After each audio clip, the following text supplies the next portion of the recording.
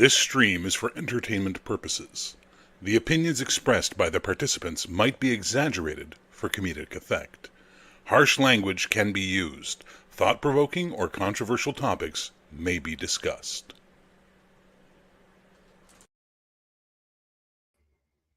Hello, everybody.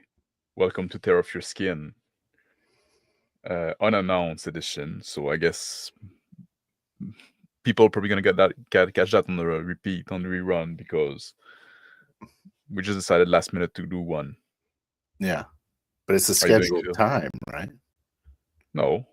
Do we have scheduled time? We don't have scheduled time. Don't you usually do it Sunday?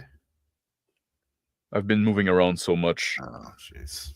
You got to get a Yeah. schedule to it, buddy. Well, life gets busy for everybody, right? So I do them when I get people available Yeah. and when I feel like doing them, and when I have a subject too. That's three big factor. I don't want to just come here and have nothing to talk about. So might as well. I prefer sometimes not making a stream than making a stream about nothing, right? Yeah. Just evolve and talking about pop culture and shit like that, right? That's not my jam, man. Yeah. Let me get closer to the camera so you don't look like you have a huge head. Me? Yes. It's not. There's no stopping that. I have a huge head. Yeah, but if I go closer to the camera, it balances a bit, no? No, okay. You want to play that game? You want to play the game of who's gonna get the bigger head? Yeah. No. I hope your skin's torn off. Yes. Let me put some light on. Yeah. Better. Do I look more human? It does look better. You look like you might be human now. Yeah. I need all the trickery for that. Get your human contacts in. Yeah. So we can get your lizard eyes. Good skin suits are hard to come by nowadays. Yeah. I don't know what's happening, but I'm not the only one affected by that. They get bought up by the U.S. Congress, so quick. Even them have a struggle now. You look at them, they all look wrong, right? They all look wrong. They all look wrong. There's something happening somewhere. I guess probably like a factory being shut off. Yeah, manufacturing defect. Yeah. What happened? I click on. Oh, okay. There you go. All right. Let's get into it. Let's get into it already. My skin's torn off. Yeah. I've got my Hawaiian shirt on. I love my Akira biker clowns background. You're ready for the bright new future that we heading toward. Excited, Neo Tokyo style. Yeah. You're having some wine, some vino. Yes, of course. I'm having some green tea, some hot tea.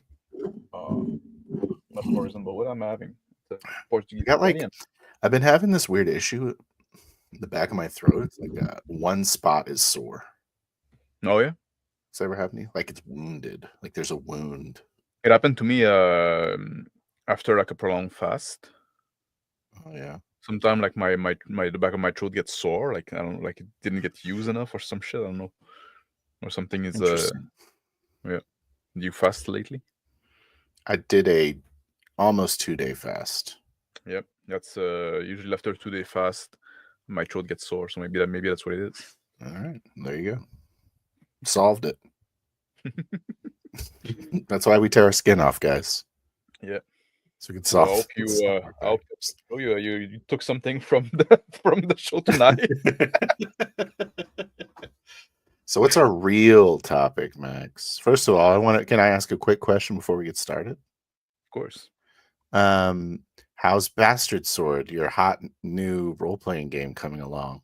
Oh yeah, I don't know if you saw in the Discord, and I posted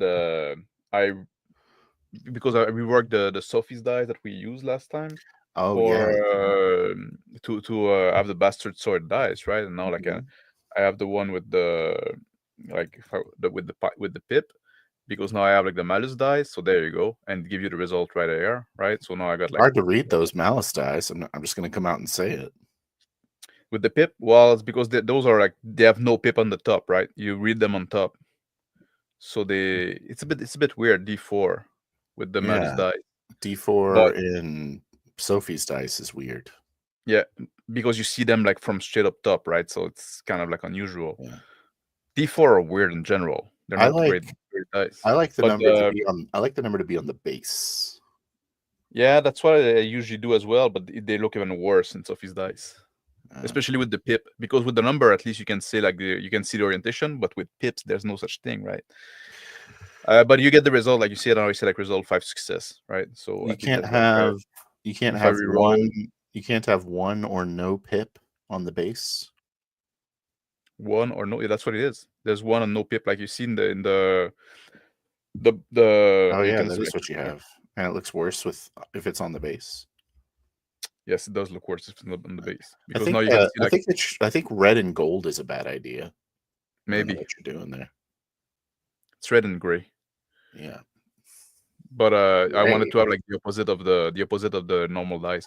But you see now, like there, I got like 4 success on my D8, hmm but I also got 2 negative success on the D4, so the results say 2, right? Do you? Okay. Well, the result is return in the corner. But I also do have with the number, if you want to go this way, right? So 1, 2, 3, 4, 1, 2, 3. Well, now I got 3 malus dice. I don't know why I got one more. But now you have to do like a conversion, right? So we also have to get the result in the corner, 5 success. But this is 2, the 6 is 2, the 8 is 2, the 6 is 2, so that'll be 6, and then there's a 3, so that's -1 for 5 success. So you get both options if you prefer the with the number. Yeah, I definitely prefer it with the pips. I do too. Maybe at some point I'll make a combination of both. Like you got the number and the pips. If I were to do like custom dice for a product, that's what I would do, right? I would put the number and the pips underneath. No. Then you can use them as regular dice, or you can use them with pip dice. Why would you want regular dice? Yeah, throw those away. You already have 1,000 regular dice. You're never gonna need them again. Throw all your regular dice away. Well, you only need if you're gonna get a Kickstarter of dice, yep, I can go buy as many D8s as I want, yep, wherever I want. I don't need Bastard Sword D8s. You don't get Bastard Sword D8s anywhere else except the Kickstarter. I guess, and there's no occasion to in the game where like you use actually the actual number. So yeah, I feel like you can read. I feel like you can read the Malice dice with the numbers way easier, though. On Sophie's. Yeah. I don't know why. Is it not lit up? I guess there's nothing to light up. It's either a pip or it's not a pip. Yeah, exactly. It's I'd still light it up though. And you can always customize those dice as well, right? You can change the color if you want, stuff like that. So there's that, right? Like this. Yeah, I'm gonna change it to neon green. Yeah, so I can see it. So anyways, that was a big news, and like I'm always happy to hear. I'm always happy to hear that you're advancing the cause of Bastard Sword. Yeah, and if you want to check I need to upload because the document is online now. It's pretty old because I made a lot of massive change, but the link is still there. You can find the link, and sometime in the future it's going to be updated, right? Just like so, sometime soon actually. I'm making good progress. I need to go because I changed the way the malus work. Now I have to re-go through the old thing, and every time there's a malus, like then recheck if it works and stuff like that. So it's a lot of work. That's why it's taking a long time, and I'm testing it on my end, right? I think we should test it in a game, or at least a scene, because what you're trying to do is make it work for 40 style. So you're never really going to see that until you put it on the style on it, Nobody also need to works with the maths, right? So like now if you like now math, you don't say the S at the end, maths. No, that's a mimetic way to say it. Oh, what? You say, hey, how does the maths work on that? I don't think that's how real people say it. No. How the British say it? I don't care. This question. I hope you make $1 billion with the Bastard Sword IP that you own. I also hope that you do that with that IP you own. Hello, those Squatch. But just a quick update. Let's talk about our topic. I mean, we're just screwing over. No, I was like what I was saying. Like I was working on the different range. Like if you fight with like a knife against a spear, right? It used to be like you get a malus for every range difference. Like the knife is close range, the spear is long range. So if you had long range with the knife, you get 2 malus, right? And I wasn't sure if it was enough. It seems to be enough, but that's just on the mathematical side, right? So, but I like how it goes so far. But we have to test it in game, right? See. I think you should make it. I think. Well, we'll talk about that later. If I was you, I liked the idea of having more of an exponential growth to it, but I know you've kind of stopped thinking that. Yeah, I'm trying to keep it simple. So everything is like you accumulate malus, right? Like so you 1 range off, you get 1 malus. You 2 range off, you get 2 malus, right? So because otherwise I need to do like, oh, in this case you get 1, and in this case you get 3. That's what I was doing at first. Is 2 enough to do a long range knife fight versus a spear though? It's just like it's just something that gives you like on average 1 less success. Yep. It's not that great. That's not that severe. I think it should be more severe. It's not that severe, but it does make a difference. Maybe give. Is there an opposite version of malus? Bonus die, right? Maybe give a bonus die to range. I thought about it, doing like you when get a bonus when you're in range, you get a bonus. When you're in your ideal range, you get a bonus die, and then you give out malus off range, like so you'd be 1. So short to medium is 1 malus, short to long is 2 malus. But then you would always get like a bonus dice then, right? But why? Like I know, like for me, like why would you always get a bonus die? Well, if you're like when you're in range, right? Like you would get like bonus dice by default, and then it diminish like the value of bonus. Why? But anyway, like I exactly get what you mean. Like say like, oh, is like 2 malus enough? Because that's why I spend a lot of time doing some tests, because I also had this impression it doesn't seem like much. When you start rolling it, it does make a difference. Yeah. It does like give enough of an edge that say, well, that kind of suck, right? Also, when you're out of range, you can also like not cause damage. So there's also that side of the malus equation, right? There's also that disadvantage. I think it was more punishing before, though. And it was. You have to spend like maneuvers to actually get in range. So you're actually investing a lot to get rid of like 1 malus. I wouldn't invest and to be able to cause to be able to cause damage. Why? You cannot cause damage if you're out of your range. Oh, really? Yes. Oh, I didn't know that. Okay, well that's fine. Then. So there's the big part of the malus as well, right? If I'm with your knife, I get 1 malus. I get like on average 1 malus for being 2 off my range, but then I also have to move 2 steps toward you to get in range. So that's 2 hits. So if I'm long range, I can't do damage in short range. Nope. Okay. No. Well, that's definitely a motivating factor then. Yeah. Consider me motivated. Yeah, and I did that also because I wanted to have like I want to move the what? Just turning my fan up. Because I wanted to have the fight to be dynamic, right? I wanted the range to change. I want people to move, right? I want to give motivation for like, because otherwise you're just like, well, I'm just gonna stay here and not spend any of my hit, and just like. So there was a way to say like, well, no, you should be mobile or mobile. Yeah. Well, mobile, it's like should be all you're doing almost. Yes. Okay. That was the vibe I was going for. So I think I like how it feels so far, but obviously it's going to be like in a session that we'll know for real. So that's a quick update.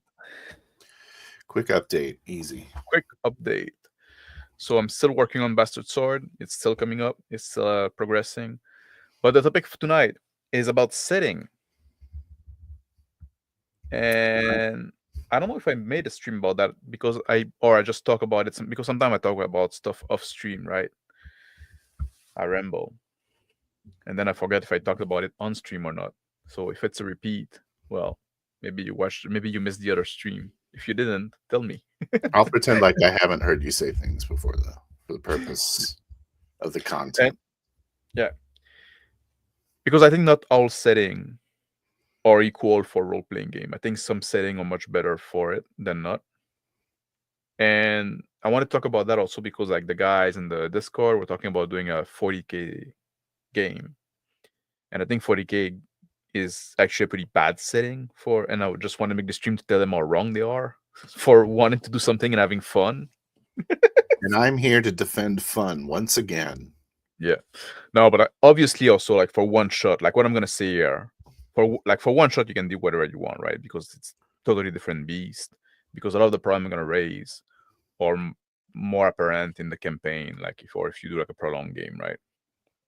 For one shot, you can get away with much more. Oh, okay. So now, okay, you've moved the goalpost. Yes, I'm moving the goalpost, and I'm going to move it again soon. Oh, good. So you better keep up, Phil. I'm gonna be arguing roaches on the moon by the end of yes. by the end of this. Okay, cool. Yeah. For sure, great one-shot setting. Right? I don't know if it's great. Okay, we're back. Goalpost has been returned. It's like a goal within a goal post within a goal post, right? It's like a dartboard. I let the goal post come to me. I don't go over to it. I bring it back. Okay, I think what makes good setting for role-playing game, like it's very different than what makes good setting for like war game, for example, right? 40K is a great setting for war game.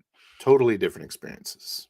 Totally different experiences, and I think a important element for role-playing game is you want a setting where things are disorganized. Society is disorganized to some extent. Okay. Very organized society don't leave much room for individualism. And in role-playing game, you kind of need this. You're playing an individual hero, right? So that's why they work great for war game. Mm-hmm. Because then it's very organized, and you're playing a company, you're playing a battalion, you're playing a unit of people. Okay. While in role-playing game, it's a much different experience where you're playing an individual. So you want to have room for individual expression. You don't want to be just a cog in the machine, right? Okay. So here's the flaw in that thinking. Yeah. In a war game, you're playing armies. Yes. In a role-playing game, you're playing whatever the hell you want to play. Mm-hmm. So you don't have to be in an organized situation at all. No, I'm saying it's better in a role-playing game when you're in a disorganized situation. Right. But I'm saying you don't have to be in an organized situation. Ever. In what? In the setting, well, in 40K. You don't have to be in 40K? I mean, the argument you're making is that settings that are good for wargaming aren't necessarily good for role-playing games because a war game has an organized setting. That's not necessarily good for a role-playing game. And I'm saying that's true if you're playing armies, but you're not necessarily playing an army. In a setting where the society is very organized, like there's no dungeon, there's no frontier, there's no wilderness to explore, right? Okay. And that's a problem because that's oftentimes where individual adventure happen. Mm-hmm. And there's always gap, obviously. There's always place you can go. But it's limited, that's right? Where we run our game, in the places you can go. Yeah, that's what I'm saying. That's what I'm saying. You can do it for one shot, but it's oftentimes going to be like limited in a campaign because at some point, like what you're gonna do in 40K, right? Are you playing a space marine? Well, you have a boss, you have order, you have to go where you're told to go, right? That's always something that is gonna kind of limit what you can do realistically if you don't want to go outside. Like, and 40K, it's also like it's very rigid because you have not only it's an organized setting, there's also a lot of chaos in some way, right? But if you play in the Imperium, like it's organized setting, or even if you're playing the Tau, whatever, for some reason, if you want to be a space communist. But go play an Imperial Guardsman on Catachan. You know, like the crazy jungle monsters gonna kill you at all times, and you just. But you have a specific mission. You have a specific mission that somebody assigned to you. You have a boss. You have order. You have a chain of command. All that kind of stuff. If you're in the military, yes. If you play a guardsman, you don't have to be in the military though. But in 40K, it's a totalitarian setting. It's like everybody basically have a super organized a place in society and very specific tasks they have to do. Isn't it? I think you need to be a little more creative. Like, what about Necromunda? Like you're a ganger. That's the other point. In an underhive. That's the other point I wanted to make, but I was saving that for later. But since you bring it now, one way you can go around that is to go in the criminal world, because now you're gonna go into more like that's why when we play like modern game, like we often play like bad guy, we often play like criminal, we often play villain, stuff like that, kind of in some sense, right? Because that's where you can find the disorganization. But then again, what I'm saying is like it's creating limit on what you can play. I'm not saying it's impossible. I'm not saying they're not great setting for a role-playing game. Yeah, but there's militaries in almost every setting, so you just play. I mean, I would play like an Imperial citizen on a world that's being invaded or something, or I'd play an Imperial citizen on like a world that's just under the boot of some asshole Imperial leader, you know? Yeah, sounds dope as shit. But that's you get all the cool tech. They're psychers. You're gonna run a rebellion against an Imperial leader, and maybe they're gonna bring in some Space Marines. And you guys are like, oh shit, Space Marines are here. We gotta figure out a way to guerrilla tactics these guys or something. My point is not that it's impossible. My point is that it's limiting. How is it limiting? Because now you do that. Once you've done that, like, you know, you've done that, right? Just like it works well for a session, but it's at some point like it's gonna be like setting that in a long-term campaign. It's gonna be limiting, no? Don't you think so? It doesn't have to be. You can end up being like the rulers of that planet, and then, you know, petition some rogue trader to help you out, or deal with an invading alien force. I mean, how long do you need your campaign to be, for God's sakes? 30 years, like any normal D&D campaign. Just like everyone else's campaign. It's 30 years. Like everybody else's campaign, 30 years. I mean, I feel like you could do it. I don't see the problem. What do you think? Totally disagree? Yeah. I think that a role-playing game as a Space Marine can be limiting for sure. Yeah. And you are doing a one-shot. Yeah. But you don't have to do one shot. It could be very episodic. Oh, a few. It could be a few. Yeah, but you know, a few. You can be a few shot, and you can do a few there and there. You know what you're getting. There's no. But there's always that kind of like, if you want to have like the freedom, like you just don't have a boss like yelling over you. You always have kind of have the gimmick that, oh no, we're on our own and we don't have access to the chain of command, so we have to make our own decision, right? Yeah, you can find those Astartes, bro. Follow the Codex Astartes. It's like general guidelines of behavior. That's how they live. And then someone who's in charge of them comes along and is like, hey, you should do this. It's like, you got it, brother. Yeah, and then you just do. We're Space Marines, brother.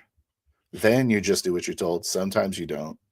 There you go. 29 years, not a successful campaign. Exactly. Why haven't bothered at that point? You gotta hit 30. 30 or you're a bitch. Yeah. Yeah. 40K, you got a Rogue Trader, Only War, Black Crusade, play as Chaos. Yeah. That I don't know enough to be able to speak about. I don't know if there's like. I don't think I'd want to play as Chaos. Because even that can be also limiting, because it's just like you cannot build anything. You're evil. Yeah, you're evil and just like kill everything and try to corrupt everything. Isn't that what Chaos is about? There's no like redemption at all. And and there's no rhyme or reason to what you do, really, right? You just that's like, more of the morality question we were. you just like want Yeah, on we're the gonna strip. talk about. Yes, we're gonna talk about after. It's the reserved topic. But yeah, I can think of lots. I think it's a really good backdrop for a number of different ideas. You could be. There's so many different Imperial worlds out there, so many different biome-like environments. Yeah. All types of different alien races could come down, Monster of the Week style. Okay, let me ask the question in the different direction then. Do you think some setting are better than other? Yeah, 40K is the best setting.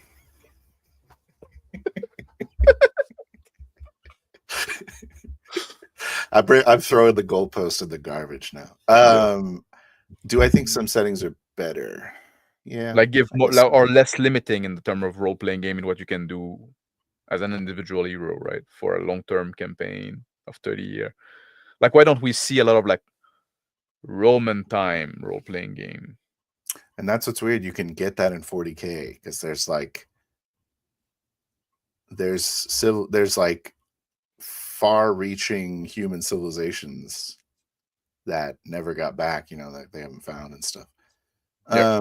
But that's almost cheating, right? We're just, we put in the 40K, but we're like this isolated world that is totally different, right? Just like, then, well, at that point, it's like, a little bit gonzo. It's a little bit like 6 themes at once. Yeah. Like, like we don't see like role-playing game we don't see much of them. There's some, but like in Roman time, we don't see much of them in Napoleonic area. We don't see a lot of them in World War I, right? You're just hitting all those your are all great time for war game, right? It's like for me, it seemed like World War I is way more constrictive than like fucking 40K, right? Yeah. No, I'm not saying you're in a trench. I'm not saying let's live in a trench. Yeah. I'm not saying it's not. And you could have like a very interesting like one shot, right? I agree. In that setting, like, because like there's a lot of emotions, a lot of things happening. Like, it can be very interesting for a campaign. It's probably not gonna move much. That's the whole fucking point of the war, right? Okay, so that does seem like a really hard campaign. Yeah, like I use talking about 40K as an example. I'm not saying it's the worst example. Like, yeah, and I think you could still do it in World War I. It's just you can't live in the trench. Eventually, the trench has to win, or let's time skip a little bit here. Yeah. Let's go or do you can something do like all your spies in that time, or your like special squadron, right? You can find gap. Like I said, you can find like you're like you're behind enemy line, you're riding up the resistance or some shit like that, right? So you sound like you're arguing for 40K right now. So I agree. There's all kinds of different things you could be doing in the scope of World War I. It's the exact same argument I would provide for 40K, except it's even more varied. Because you're not just fighting the Germans or whatever. But often like those, I think they all have assuming you're fighting the Germans, of course. Why would you assume that? Those all have a very limited like shelf life. Yeah. Right? Just like you can do that for a while. Yeah. But then at some point, like it's gonna be, I feel it's gonna become stale quickly, because like, well, because like, we did this mission now, but that's what we do. So now we're gonna do like the next mission that is something similar, because that's what we do. We're a specialized unit, right? It's like there's less, in my sense, like, that's why I think like the medieval fantasy setting is so popular, because like there's a lot. It's oftentimes like there's a lot of frontier, there's a lot of unknown, there's a lot of like which setting? Disorganization, medieval fantasy. There's a lot of disorganization. It works, like it's very popular. The best, there's always a matter of taste. More than science fiction fantasy. What? More so than like futuristic fantasy. You'd say medieval stuff. In terms of popularity? No, in terms of setting optimization. Yes, I would say so. Yes, because even when we do the sci-fi, we almost always end up playing people on the like kind of outlaws, right? Or kind of like, or we do like, oh, we're in the frontier world and stuff like that, right? We find excuse to kind of like not being like, Isn't that you don't what want you said you should do? Yes. Okay. I said that's the way to go around the limitation of the setting. Okay. Well, you're not going to be in a military and fantasy game. Like you don't want to play like a 9-to-5 worker, right? You mean like Nick Rossman? Yes. Louis Bossman. Louis Bossman. Yeah. But then again, we quickly went into like the criminal side. I torched your building. Yeah. Instantly burned it to the ground. Yeah, I agree. You need a call to action or whatever. Yeah. So you need Now I want to play a military game because you're challenging me. I want to play a 30-year-long campaign as a soldier. As a soldier. Just to actual war. To disagree with you. Yeah. I've been waiting for a calling from God, and now at last, my 30 years have been planned. No. Yeah. I'd play anything, man. I don't care. Sorry. I'm probably not the guy you should have on this discussion. No, it's like I'm saying, like it's like I agree with you on that. Like I think like because even those, like I say, like they're not the best setting. I'm also somebody that like the challenge, right? I like even like that's also something we should talk about. Like pull this up because I like this point. You need varied classes. You can't just be soldier with gun. Yeah, you're private, and you're private, and we all infantrymen. We all do the same thing. No, you got a guy I've got a radio on my back. Yep, you can operate the radio, and you got a bigger gun a bit. Yeah, yours is a little bigger, and you're carrying his ammo. Like, great. I'm the ammo guy. You're the ammo guy, and you make sure that the gun doesn't jam. when I start shooting, you stay next to me, and you make sure the gun doesn't jam. Yeah. Are you holding the ammo belt? Yes, I'm holding the fucking 30 years of ammo belt. Yeah. Did the whole career. Nobody. In 30-year campaign, maybe you end up being a general or some shit. Maybe. I'll be right back. Okay. So here's my thoughts on the 40K thing. I don't know if you can hear me, but all kinds of crap could be happening. You're on a planet, you get kicked off the planet, and this is the frontier stuff he's talking about. But otherwise, what are you going to do? What if you get conscripted into the guard, or you're trying to like dodge draft? You have that option. And then you can kind of do what you want there. That seems good. I don't know. The real question that we're not talking about is why are you playing a campaign at all?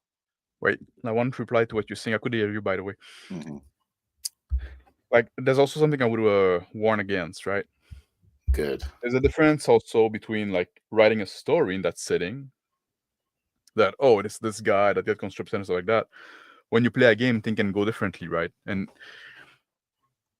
because you need to like the things like the player needs to have like freedom of action. You need to have like room that they can make decision and take like if there's like you say, oh no, there's one path you can take. Yes, but there's only one path. There's no choices. You know what I mean? Yeah. So that's something. There's not only ever one path, though. No, there's not only ever one path, but like. You mean like when you're getting drafted? Yes. Oh, you're getting drafted. Like then, like there you go. You can join the army, or you can try to run away and be a draft dodger, right? Yeah. So you don't think that major events should happen in your character's life where your stakes are huge and you have to make a decision? No, they can. That sounds boring. They can, but like if it's like, like what I'm saying about like and again. I'm not saying you cannot do it. I'm saying like those settings have more limits to what you can do in them. Yeah. Right. Well, I mean, that's not really the setting doing that. It is a effect of the setting, but you could be drafted in any setting. In that Yes. example. Yes. But in some setting, it's going to be easier too. You're going to have more option, right? If you're in a medieval setting, right? For example. Yeah, you can run and away. You get drafted. It's easier to run away. You can run to a different country. You can just like hide. You can disguise and just live like a different guy. You can just live to the fucking next town, right? And you can just ignore the draft because they don't have like modern technology to track you, to follow you. You don't have like passport and ID. You don't have psychers that can track you. They're not going to waste their time trying to find some draft dodging Imperial guardsmen. You don't think so? They love their fucking bureaucracy and they want everything to be like, I don't see. That's not how I see 40K. See, it's very varied in it's what am I trying to say? Application of laws. It's like based on the lord of the world. You know what I mean? So basically, the Imperium is like, hey, this world, you need to give us this many people.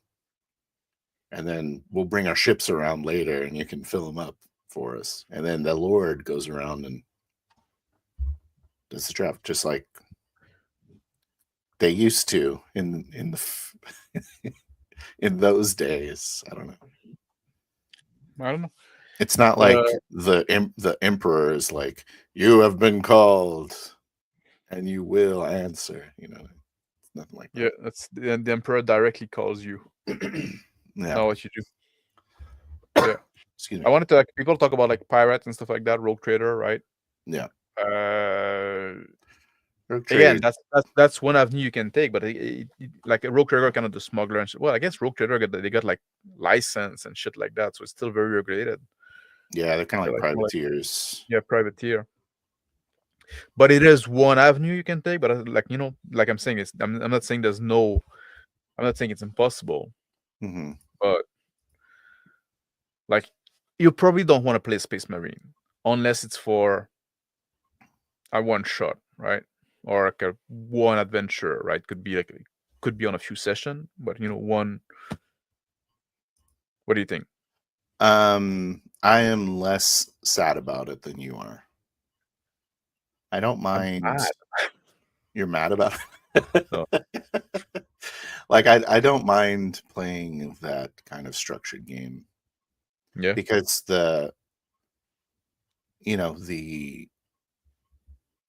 you have a job to do, and then you can be creative with how you get the job done. Mm-hmm. Typically, a lot of times not. A lot of times, it's like you need to do this objective, then this objective, then this objective. And it's like, my problem is not like about like you have a job to do, and yes, you can be creative inside a job you have to do. The problem is like once the job is done, the next job is the same job, right? Like, or something very similar, right? It's that's what I'm saying. Like, that's what I'm saying. For one adventure, you have a job to do, and you can be creative in the way you do it. That's fine. That can be fun. But then once this job is done, I don't want to do a very similar job again, right? Okay. Let's talk about Horizon. Yes. And how it's different than what you're saying. Yes. So we have gotten our ship stolen. We got our ship back. We got out. Yep. Now we are potentially going to, I don't know if I don't want to talk strategy, obviously, but we have the opportunity to do a smuggling job. Yeah. Okay. So those are different. If as a soldier, I feel like commandeering a vessel off planet could be a thing that happens. But doing a cargo run could be a thing that happens. Doing protection on it. In Horizon, we're operating outside the law, right? Mostly so far. Mm-hmm. So again, we have this caveat that, right, in an organized world, not too bad. But well, we don't kind of. We don't care about it. That's for sure. Yeah. Outside of its hindrance, yeah.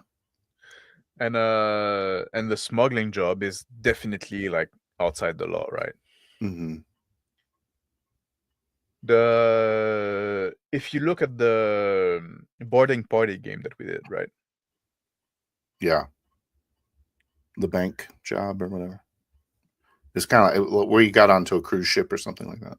Yes, we got into a cruise ships and we died. But we went there killing everybody. Where were you playing Crazy Johnny? Yeah. The pudding scene. Not Crazy Johnny. Yes, the sanest guy of the crew, Crazy Johnny. Yeah, I remember. So it's funny that in the end, the name kind of became ironic. So that game would have been. You're saying that wouldn't have been a really good 2-shot? I think once we've done this job, right? If we establish that this is the kind of job we do, like once we did that, I don't want to do it again, right? I don't want to say like, oh, let's go do the next ship, right? Like, all right, we did it, right? Just like, that's the point I'm making. That's big part of the point I'm making, I guess. So you want the capacity to have big goals that you can work towards, kind of. You're saying is that the idea? You want the idea to have like a big and choose those big goals, I guess, too, right? Okay. I want to choose where like what's the next job we're gonna do, what's the next vibe we're gonna go on, right? I don't want to play repeat, but that's to be fair, that's also a problem with people. A lot of people that do campaign and they do those fantasy campaign, and they're gonna spend like 5 years doing Dungeon Delve, right? I don't want to do that either. Like, shoot me if that's what you do, right? Just leave the game, Max. No one has to shoot you. Before 30 years? Guys, are we still in this dungeon? It would be admitting defeat. Let's hit chat up because there's some good sentences being written. Yep. Wait, you mind that? You want me to highlight it? Yeah, you can handle it, man. Right. I'm doing it. All right, we'll work this way. Yeah. Boom. Well, 40K's saving grace is that it's huge, whole galaxy. Yeah. I agree. But that's all part of the point I'm making, right? Because it's the saving grace in the sense that you can always escape the constraint of the setting by, in a sense, escaping the setting, right? You can always go to different corner. Oh, in this corner, thing works differently. Then the setting become meaningless, right? You always have to kind of work outside of it in a sense, but you can justify it by basing it's a huge galaxy, right? There's some trope that we understood with 40K, the IVE CD and stuff like that. If you say like, oh, I still don't quite understand what you want. I don't know. Everything's gonna not please you in some way. Feels like I just wanted to drink some wine and chat. The point of you actually have to have a goal, right? As far as like the point of Terror of Your Skin, like why we're Terror of Your Skin is because we're trying to figure stuff out, right? I'm not coming here to lecture, and I'm not coming. I have like a theory, a thesis, but it's not like a conclusion. Exactly.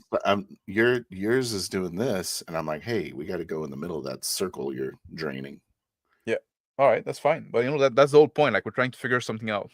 Yeah. So you think that medieval fantasy is the best setting?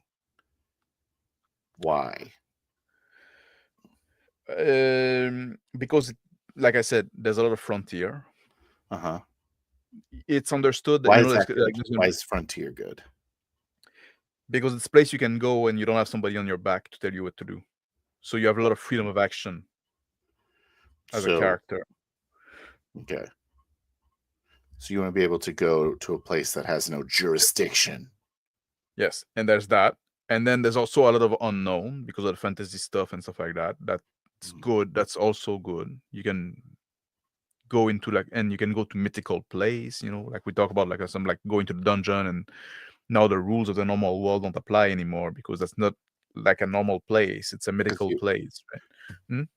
Is that kind of like the escaping the setting?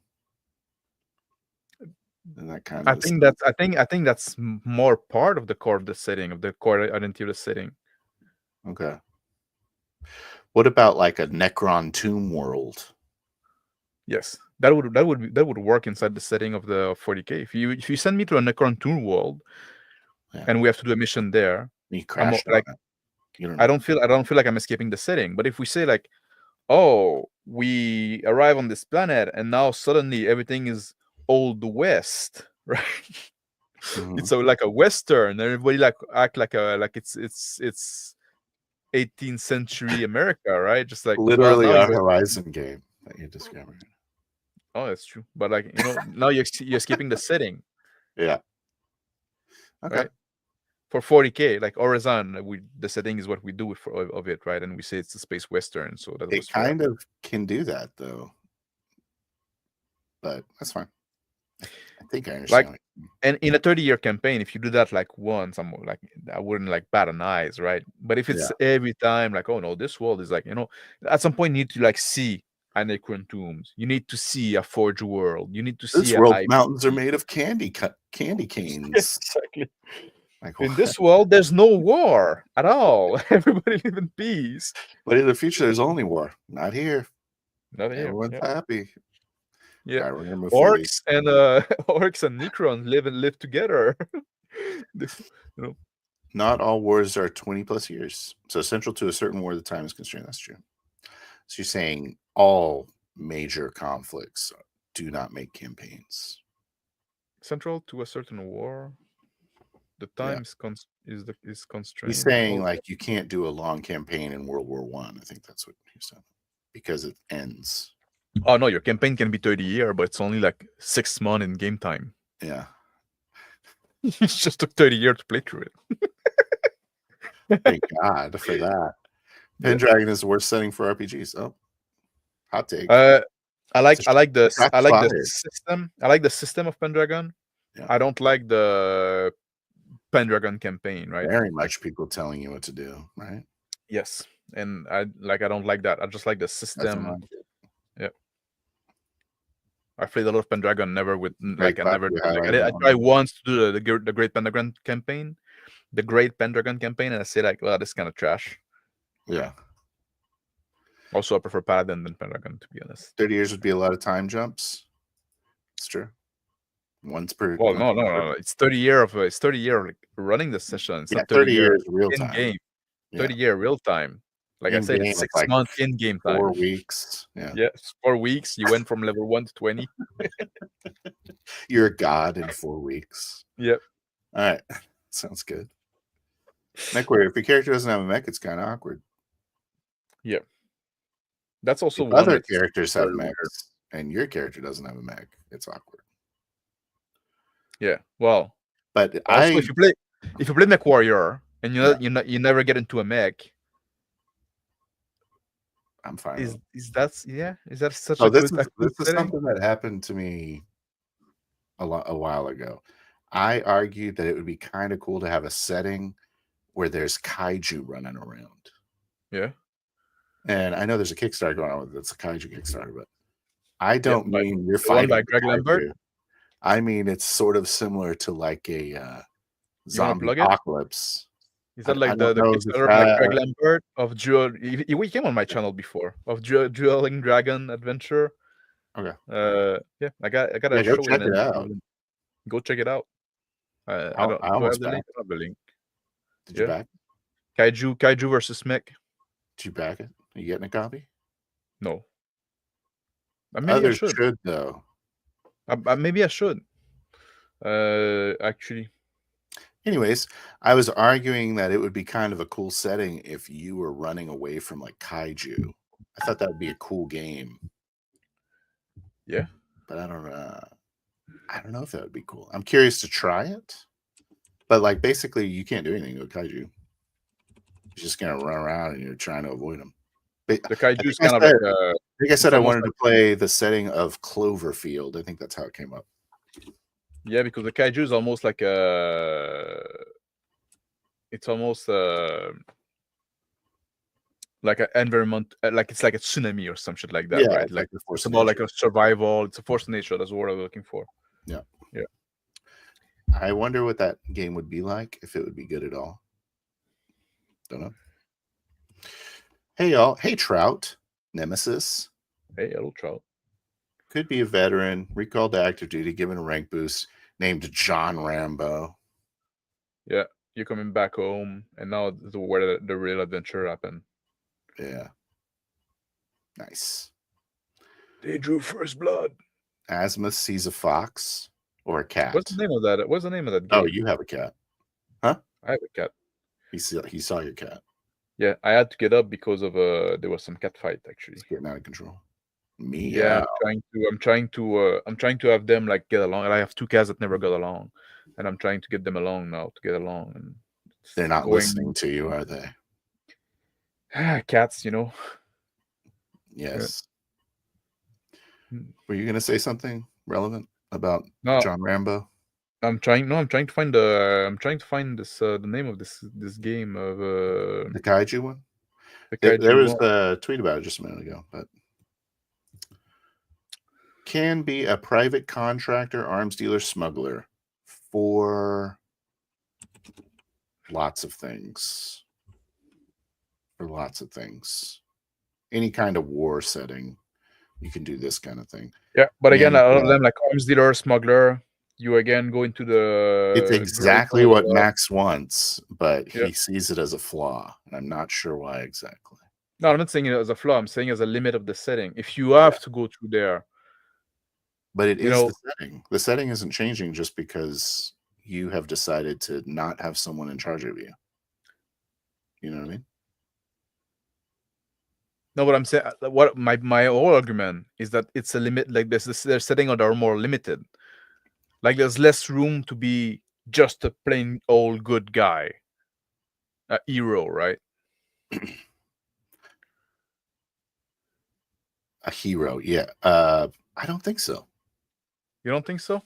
No. I think your issue is with the character creation. Character creation? Yeah. So you can make a character that is a good guy hero, in my opinion, in any setting. Give me a setting and I'll tell you how to make a good guy hero in that setting. Well, we talked a lot about a good guy hero that is not operating outside of the rule of law, right? Yeah, I understand. A good guy hero that doesn't have a boss. How do you make that in 40K? We talk about a lot about that, right? Sure. Yeah. Well, Rogue Trader. What a good guy. Instantly. Got it. Well, can you really make a good guy? I think what I would do is have I like the idea of these Imperial worlds with like real humans, like messing with Xenos and terrifying beasts of the planet, like on a Catachan or something. So you could be like a little village, it's getting its ass kicked by something. Yeah. And you rally together. Or you were a veteran of the Imperial Guard. Something. But then you have a boss. Why? Because you're in the Imperial Anyone Guard. Who follows the law has a boss. Yes, that's what I'm saying. Unless so any setting with laws you're against. Yes, I'm against law. Basically, that's the whole I'm against. So you want to be against law, but you don't want to be a criminal. Exactly. I want to be against law, but I want to be. Okay, sorry. No.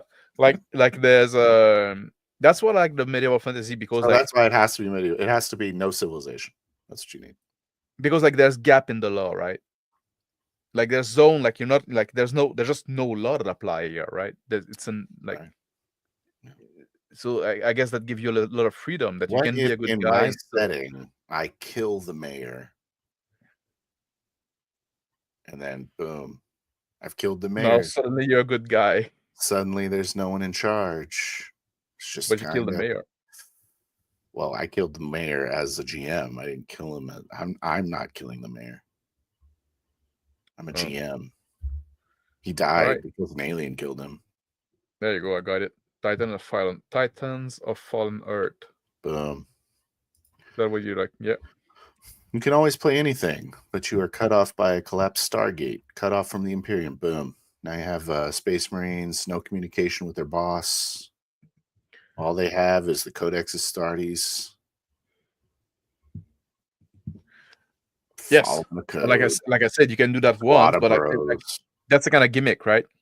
If you do that, we just talked about doing a 30-year campaign over the course of 4 months. So you could be cut off from warp travel for a long time. But also, if you don't, you can do it. You can do like for the 30-year campaign over the course of 4 months because you only play like 2 hours of game time during a session because every time everything is out of character talk. Nothing's good enough for you. No. No, I'm being contrarian. Like this wine is good enough for me, I gotta say. There you go. I mean, that's the perfect setup. Asmus got it. You're cut off from the authority. Now you're on your own. You're a good guy, Space Marine. Because like I'm saying, like I'm not here to say like my argument is not really like you cannot do it. Okay. My argument is like some settings are better for it than or better for role playing than other, or more appropriate, and some are less, right? So that's like I'm not saying like, oh, you those settings are good, those settings don't work. Like you can make work everything. I feel like 40K does it easier than World War I. Sure. Yeah. Okay. We just cut off by a collapsed Stargate. I don't think there are Stargates in Warhammer. But how would you play like a... Your warp ship's destroyed. Could you do like a Mechanicus campaign? I don't know enough to know what that is. So. Oh. My favorite Mac section. Is it the worst one to roleplay? No, Necron's probably the worst one to roleplay. Yeah, you don't even have a brain. Can you do a Necron campaign? I'm gonna be a Hive Tyrant. That'd be cool. All right, Orcs. Can you do an Orcs campaign? You pretty much have to play. Probably the easiest one to do, actually. Orcs? Yeah, they don't have a boss. It's just whoever's biggest. It's whoever's biggest, and then if somebody's bigger than you fight him when you get bigger by fighting. No, it's like you just want to fight. So just be the big ones. Be a knob. In an army, not a lot of player agency in how to complete the job.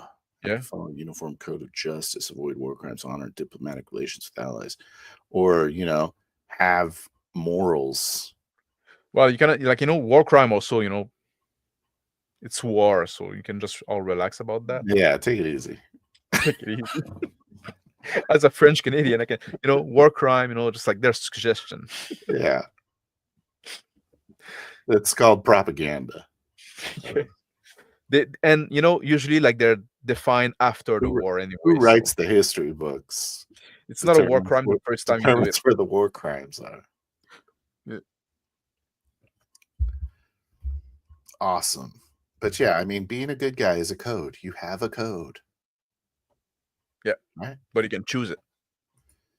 You can choose it. I can choose to do the war crime. And restricted to using military shield. Yeah. I guess. You mean like instead of a table leg? Or like improvised weapons? Those were common in the World War I, right? With the trench warfare. Boom. Table legs. Yeah, well, table legs or trench club. They call them like trench club. Yeah. Yeah. I want to get a cool trench knife. Yeah. You're talking about the fidelity of theme. Yes. What does that mean? Oh, like we're talking about like if you play 40K, but you always like find a reason to make it not 40K. Oh yeah. Like then why bother, right? Yeah. Because I want to fight Dark Eldar. Yikes! Most campaigns. Just to be clear, we're a bit tongue in cheek with the 30. I want to fight Dark Eldar in the Wild West. Yeah. So. And so then they all wear a cowboy hat and talk with a Western accent for some reason. I'm gonna rape you, boy. Yeah. Take it easy, Dark Eldar. Most campaigns don't survive more than 3 months, much less 30 years real world life consuming. Yes. And no game I will ever play lasts 30 years. Yeah. On this, I swear. Well, I probably don't have 30 years left, so. There you go. Promethean, the Created, is a tough one to make a good guy hero in. Is that a World of Darkness game? The title certainly sound like a World of Darkness. I think that's game. like the Frankenstein World of Darkness monster. Oh yeah, it's probable because Frankenstein was dubbed like the new Prometheus. There you go. Here's the link for the hot new Kickstarter. Yeah. There you go, Greg. You cannot say I never did anything for you. Yeah, Greg. He's not backing it, but he linked it. I might back it. He's backing it. Stop. I forgot that it came out. It would be cool because we'd have kaiju rules, and then we could play my kaiju game. I'll look into it. I'll look what it looks like. Right. Check it out. Yeah. But that could exist in any setting, right? In Firefly, they spent most of their time out further away from the central planets because the Alliance influence. I agree, Trout Nemesis. This guy, though, this guy. Yeah, but that's also like those other worlds. That's kind of like the setting of like again, Firefly is like the space western kind of thing. So that's what you expect, right? Yeah. It's the Frank Wad. Yeah. I don't know what that is. He's saying it's the Frankenstein World of Darkness game. Oh yeah. Even in a medieval setting, a leader of a roaming band of bandits could enforce laws over you simply because there are 100 of them and one of you. Yeah, but then you're like you can like it's okay to it's okay to go against them. Fight them, and not like it doesn't make you the bad guy. Like kind of like. It's okay if you have evil authority figures because you can choose to kill them. Is that right? It's not only that if they're evil, they have to be evil and illegitimate. And also to a level that you can fight them. Because like you could say like, you can see the authority figure and not charismatic. They can't be charismatic either. Well, like that's part of like being illegitimate, right? The people need to not see them as legitimate, right? Yeah, I gotcha. Because like, and also you need to be a level that you can actually fight them.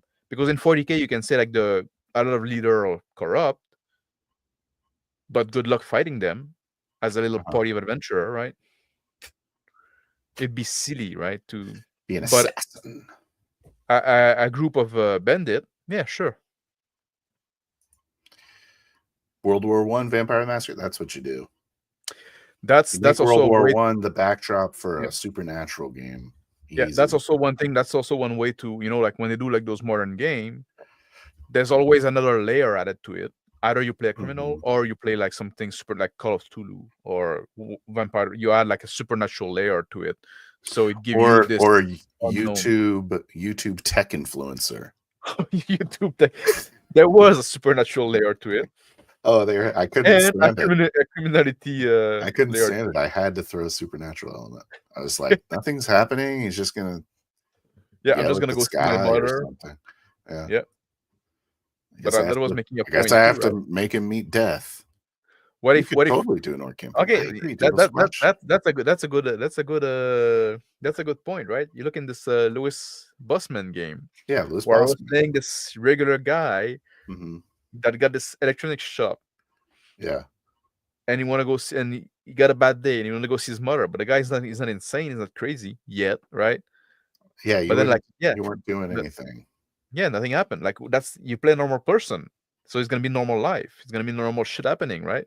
Not for that's long. That's the limit of the setting. Not until you add another layer to get you out of this setting. Now you make this mundane, normal, modern day setting something else, because the modern, normal day, mundane setting doesn't work for RPGs. That's part of the point I'm making. I want to play like Ransom. I want to do like you have to have an inciting incident that the other player cares about in some way. You need something to take you out of the normal world, right? That's part of the Campbellian cycle. Like you need to live the normal world. Yeah, the Campbellian what is Ransom cycle? Ransom, as in Mel Gibson's classic masterpiece. Never seen. Where they take his son. I don't think I saw. And on the phone, he puts out the money in a news conference, and he's like, "This is $2 million, the ransom you asked for, but I'm offering it as a bounty on your head. You're never gonna see this money." And then at one point he's got the phone and he says, "Give me back my son." You know. That made before or after Taken? That's in the preview. That's in the preview scene. No, it's before Taken. Never saw it. Okay. But I've seen like 15 movies, right? So yeah, and they're all Dune. Well, one of them is Dune, and five of them are Wes Anderson movies. Right.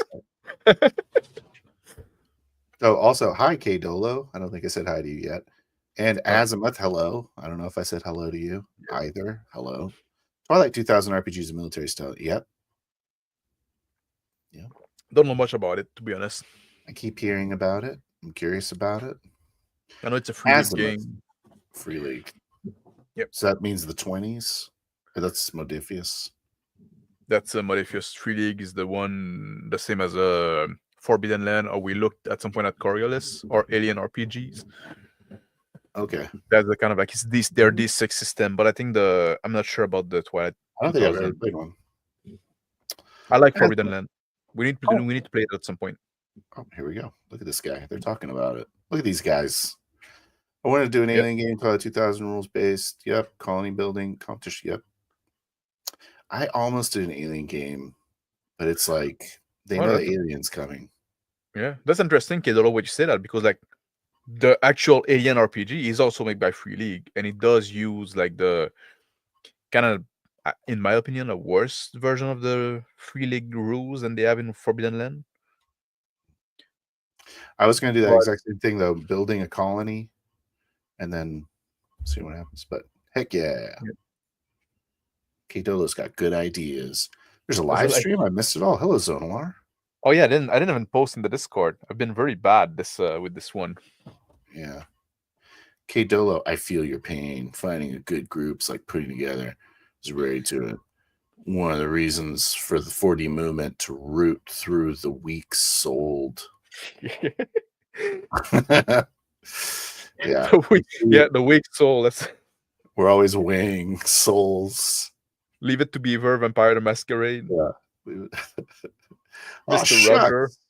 Yeah. Mr. Roger, but as a werewolf. Yeah. Mr. Roger as a werewolf. I play good guys on Werewolf all day. I tried to see in the BLG game that we ran at LongCon. Yep. I do like to play high humanity vampires once in a while. But these guys were not interested in good guy anything. They're like, this guy's kind of a good guy. I'm fucking murdering him. Yeah. Well, that's how vampire should be. Maybe that's why, like, I have a big reservation about vampire. Yeah. And I talk about that that's gonna go in the next topic. Let's put a pin on that. I guess we're probably gonna wrap on the setting. I don't think we're gonna get a conclusion here. The fact is that you'll never be happy. I think that's what we established. No, I think it's good enough for you. I think we didn't agree on the goalposts.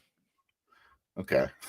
I think because I think you never framed an argument even. Maybe I came too strong in saying like, oh, those settings are bad for RPG. What I mean is like they're more limited. They're not like I'm saying that some settings are better than other, right? If we can agree on that, like I'm happy, right? I think what you're arguing for is a very specific type of game. I don't think that setting is really maybe a factor. I think you can make any type of game in any setting. But I guess some of them are meant for it better, more than others. Well, we'll try again, like a modern game that is very mundane, where you're not playing a criminal. The story you want? It's a setting. What kind of story can we tell in that setting? If you're not going the criminal route, and if you're not going the supernatural route, I can ransom, like Mel Gibson, your kid. Yeah. Then what are you gonna do? You're gonna call the cops. Have super spies. You're a commando. Are you leaving the setting now? Are you doing something else? Am I? Because it's modern world, mundane. Super spy? Yeah. Not supernatural spy, but just like James Bond. But not the Pierce Brosnan James Bond for sure. Okay, so not unrealistic at all. Yeah. You want it to be hyper realistic. Hyper-realism role-playing. You play an office we'll play Burn Notice. the role. You know, you play Neo in the Matrix, but Morpheus never contact you. Whoa. So you're just like in You've your been talking job. to Morpheus? No, but I've heard of him. No, who's that? Never heard of him. Well, Matrix? What are you talking about? That was before his career-ending tirade. I don't know what you're talking about. I'm sorry. Leave it to Beaver? Probably. Now, modern games work just fine. It's just based the same. Yeah, I agree. Yeah, you got drones, AI, everything's going crazy. Come on. Yeah. K-Dolo, I would play the shit out of Xenomorph on Earth. Cool. Tell the Oh, story would you play? again. You would play. Wait. Would you play like as a Xenomorph? There's a Xenomorph on Earth in the year 2000 campaign. Nobody say I would play the shit out of a Xenomorph. So would that mean that his character would be like Xenomorph? I don't think that's what he's saying. Oh, okay. Maybe he is. Would you play a Xenomorph?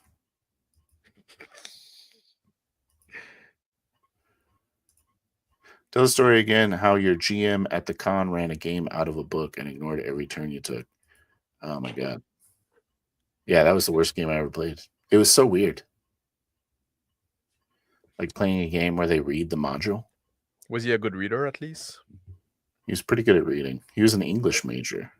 Oh, really? At least at that, right? Just like you've been told the story. He didn't read it with any kind of panache.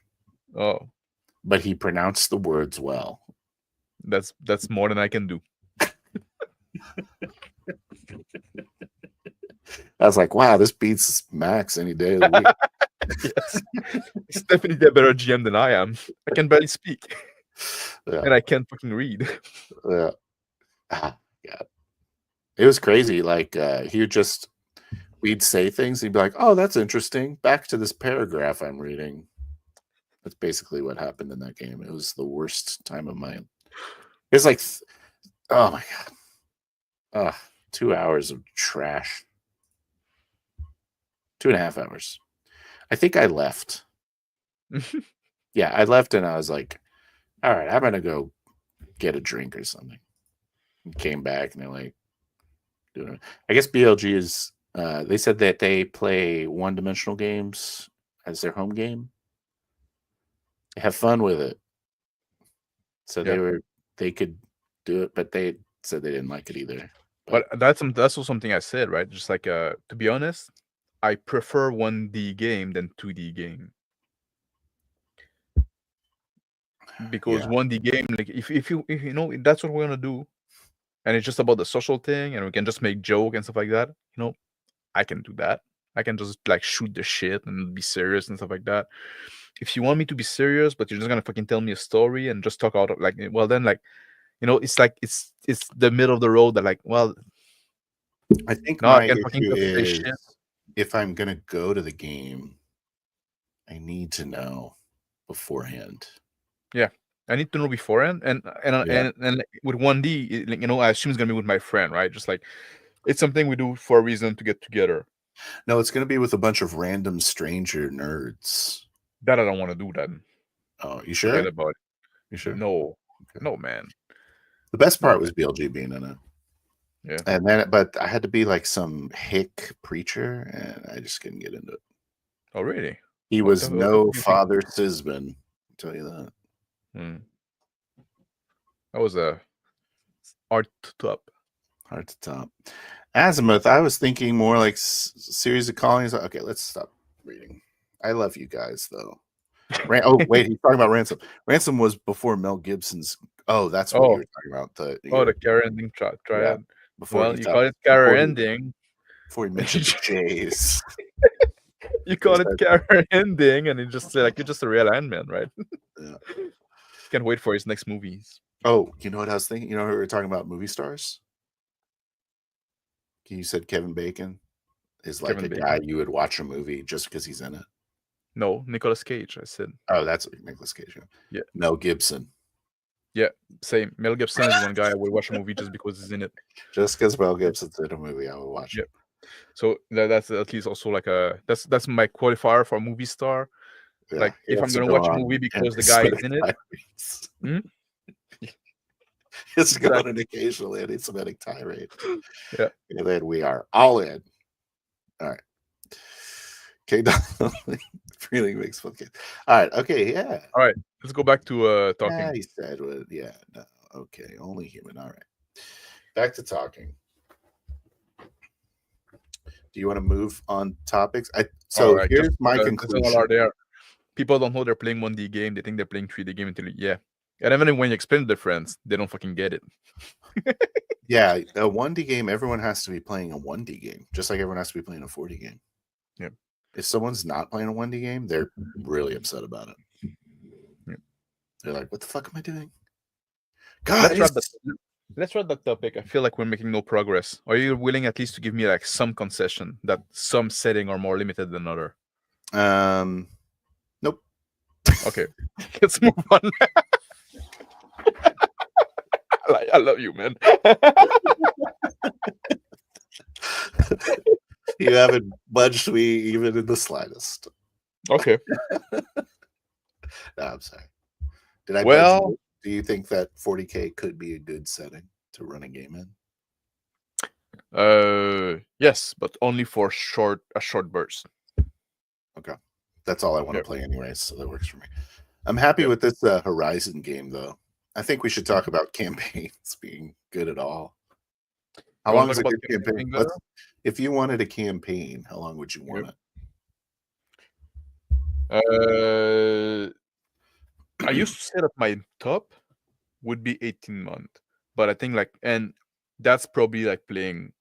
That is hitting the red line. That's hitting the red line, yeah. Yeah, it's like not 18 months every week, like maybe every other week or every month, something like that. Every other week would be huge. Yeah, a huge.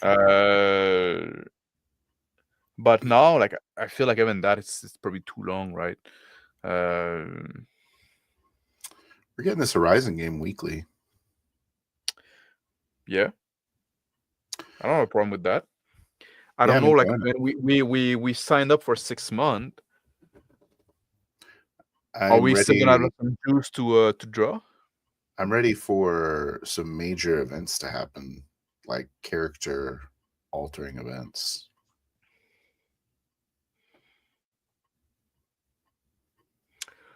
Really? I want my character to change. Yeah. I'm okay with taking my time in this campaign that we agreed to take more time, right? Just like sure. I'm not in a rush. I still enjoy the character as he is, and okay. I think maybe I haven't. Maybe what I should say is I want to do more character defining things, because I feel like our characters haven't really defined themselves outside of like energy, what kind of energy they portray, what they do. Oh, you think so? I feel like I'm getting a good vibe of who my character is. That's what I'm saying. Vibes is what we got. I'm saying, and I think major facts, major triggers. Yeah, but like what I'm because if we agree to do like that for 6 months, right? Mm-hmm. Like how many life-changing events do you have in your lifetime, right? Not that many. Yeah, I guess.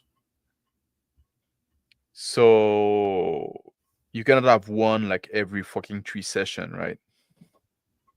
Yeah, we're on session 5 now, 6. Maybe. Yeah, so like I'm not saying like it could be time for it, right? Just like it could be something happening, but also I feel like, to be honest, I don't know, like, and now it's almost talking about the session, which I don't like to do too much, but I feel like there's a tension building up between your character and my character. Oh, I also think that. Yeah, based on the fact that we're gonna fight each other. You're much more proactive than I am. Yeah. I think that's. I think that is something that's coming to a head. We have very different motivation. You're a family man. Mm-hmm. You want to make some money to go back to your wife that is a bitch. I'm trying to end it, and I'm trying to end the ride. You're trying to enjoy the ride. Well, and my character motivation is like kind of the freedom of not being told what to do, right? So it's like very easygoing. yes, you want to make money, but then you want to spend the money. Also happens to coincide with your setting choice. What do you mean? You don't like to be told what to do in a setting. It also happened to coincide with how I live my life. I have a very I don't have a job, I don't have a boss, I don't have I don't have a wife or anything. I've always lived my life and not being told what to do.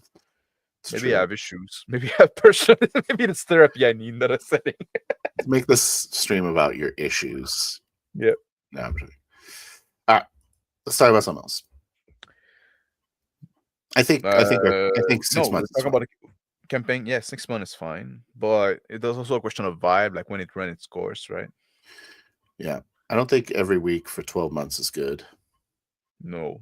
Oh, that's also something I talk about it in a short video as well at some point, right? I think I would like to have longer session, but I know for you guys it can be hard.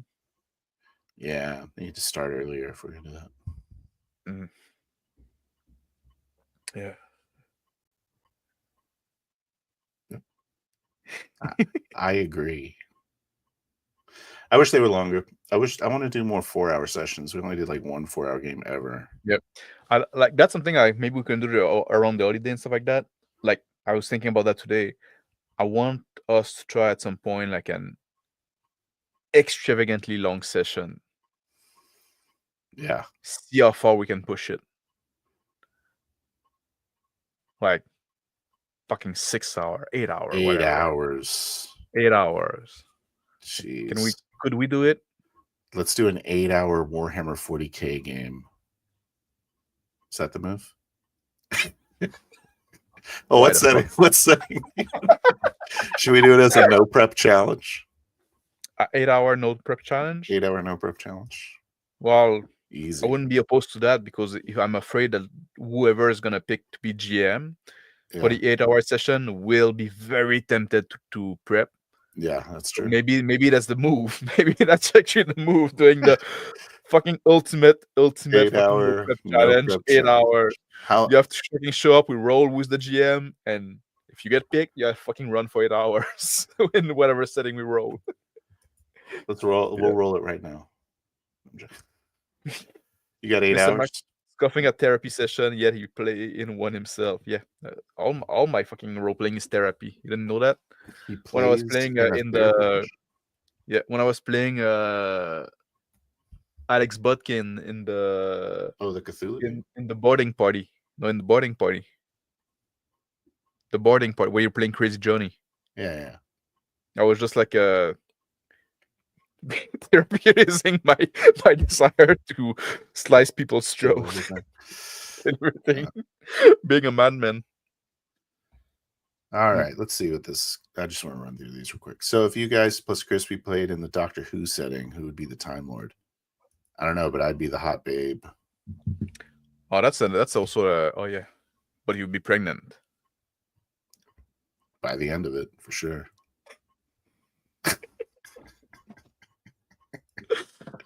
I better be. You do the that's something else. Okay, that's something to consider, right? Like The Witcher RPG, right? Where it's assumed that one of the players is gonna be the Witcher, and the rest of the player are gonna be like supporting cast.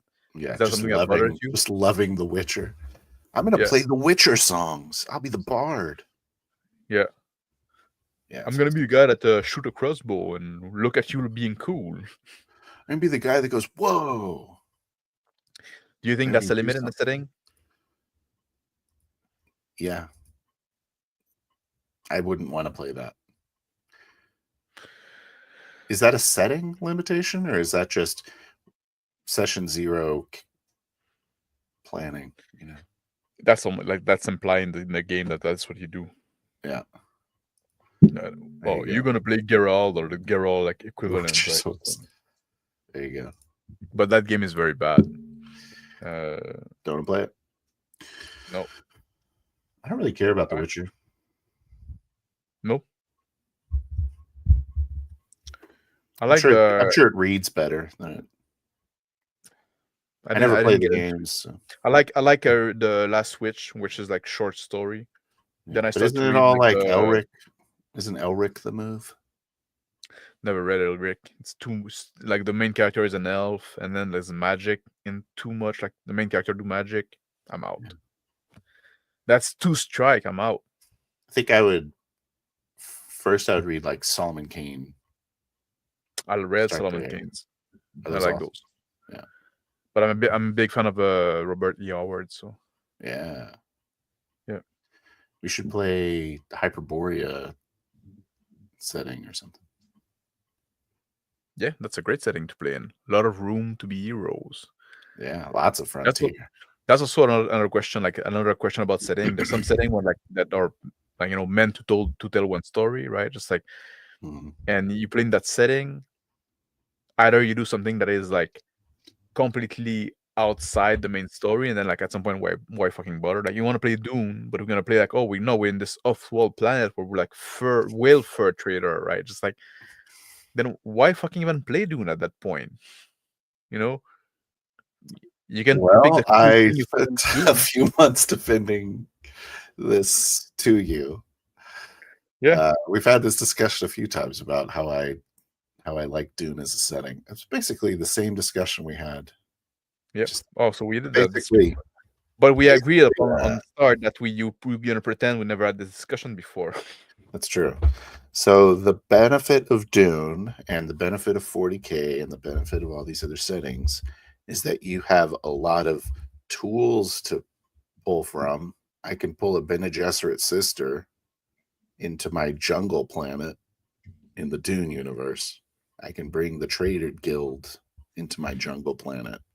Yeah, but you could just bring like the equivalent of that, right? Just like, and then not be unburdened by what have been written already.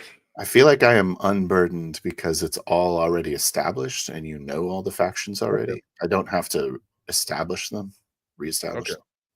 And again, for one shot, it's one thing. But if you ask me to do like, if you ask me to do like 6-month campaign in that thing, and I'm always gonna be like not even a fucking B story, like a C or a D story, right? Just like, yeah, I feel like it doesn't really matter what we do.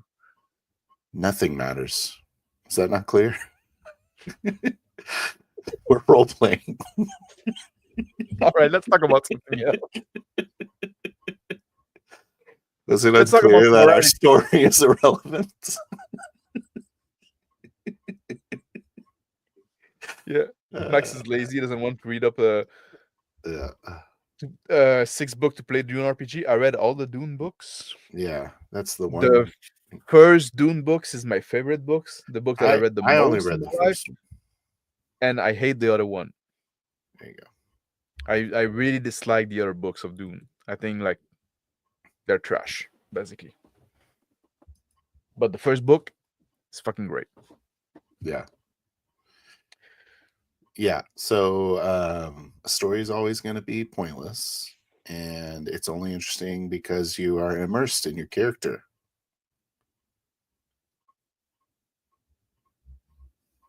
Also, there's also like the risk of the gross nerd stuff, right? But that's also like group dependent. Of like, well, actually, that's setting like should vet your players, Max.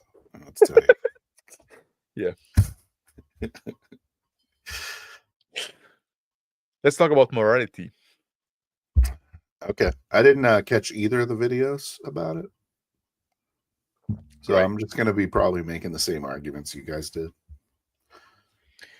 What do you think about the black and white versus the gray morality and stuff like that? Okay, should there be like objective evil that you get to fight?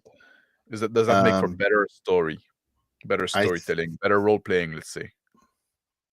Okay, so should your antagonist, is it better if he's like pure evil? Is that what we're talking about? Kind of, yeah, I guess. Yeah. I understand that there is sort of this idea that having relatability with antagonists or villains is bad. Like it's an overplayed trope. But I'm also like, I like it. I like relatability with my antagonist because I view humans that way. You know, I think people can be redeemed. So I don't hate people falling into depravity and being like wicked. I mean, that's fine. Because like the point I was making, right? It's like I don't like when story, like, you know, like the example like was like, oh, Tolkien and, you know, Okay, Lord of the Tolkien. Ring, where Sauron, Tolkien, Yeah. where Sauron like is just bad. There's no Basically question about evil, the force of evil. Yeah. Yeah, and Game of Thrones, where like everybody's shade of gray and shit like that, right? Except Daenerys is like just evil, but that's a different. Anyway, that's the whole fucking other question. Okay. So, what's your preference on that?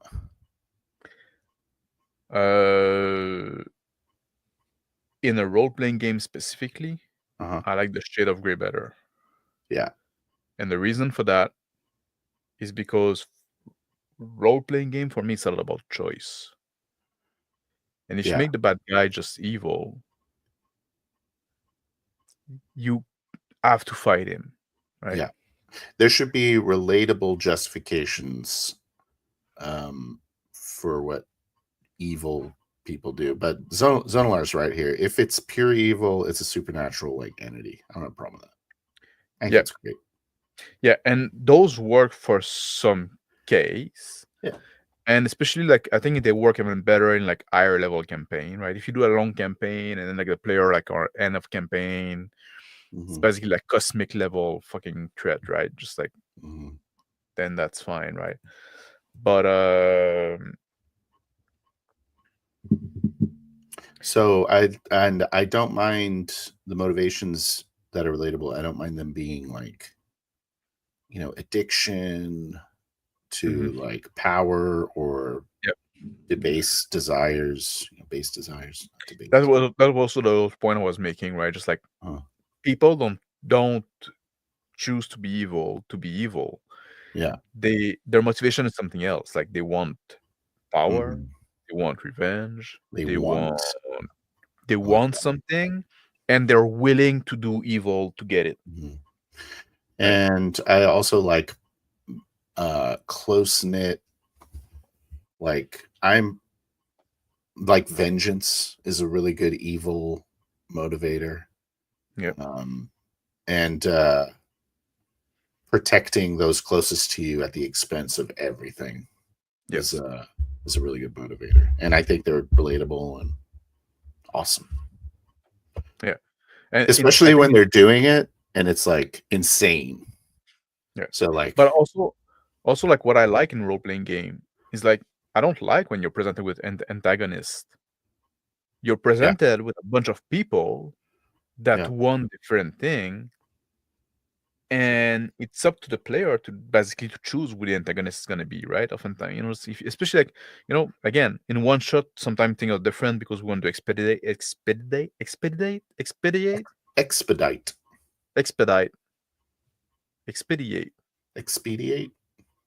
No, expedite. I don't know if expedite is a word. It could be. Okay. I prefer expedite. Maybe it's expedite. You probably know better than me. Expediate's probably a word, though. But we want to make, you know, we want to take some shortcuts, right? So then oftentimes, like, okay, this is the bad guy, you're gonna defeat whatever, right?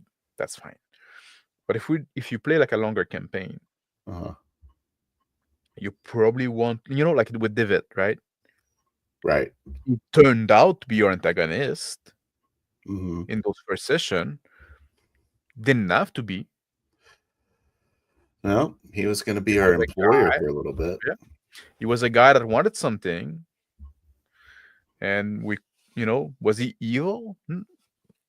He was willing to do bad stuff to get what he wanted. But his main motivation wasn't to be evil. Yeah, it's just profit driven, it seemed like. Yeah. I'm fine so with it. I think for like and like again, like that's something like for literature, and you know, I got accused of saying, like I said, like Tolkien was more on the propaganda side than. I'm not saying Tolkien is propaganda. Yeah, I'll say it. Oh, you'll say it. I'm saying it. I don't even know. I'm saying Tolkien like was making a point with his literature. Got the eye, right? That all-seeing eye of Sauron. Just saying. Yeah, it's basically Big Brother. Well, something. Mm-hmm. But because oftentimes, like I said, like right, the difference between art and propaganda, when they investigate, like when you touch on those kind of subject, like art is gonna ask a question and explore a question. You can reach some conclusion through that exploration. But propaganda start with the answer. It's trying to force it onto you, right? That's a big difference between the two. And in the case of Tolkien, so you're saying Tolkien is propaganda? Well, Tolkien is kind of a weird case, but Tolkien was certainly making a point with his literature. Less so in The Hobbit, but also when he wrote the Lord of the Ring, right? Tolkien was a world builder. He wrote the Lord of the Ring after 30 years of doing this exploration in his world, right? So there's that, right? It's kind of like, did he start with the conclusion or did he reach that? But I think he was making a point, and it's a point that I'm not against. Like sometimes like, you can see something is a bit, it's a spectrum. This is leaning a little more on the propaganda side than others. But I don't disagree with the point he's making. So sometimes people say, "Oh no, it's not propaganda. It's just like." I don't even understand the point he's making. So, government is evil. Centralized power is bad. I guess. Seems like they centralized to win.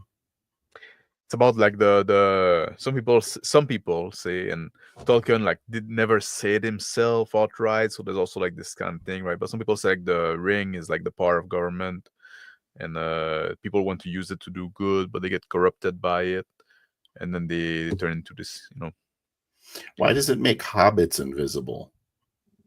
Make everybody invisible. That word. Oh, okay. Why does it make everyone invisible?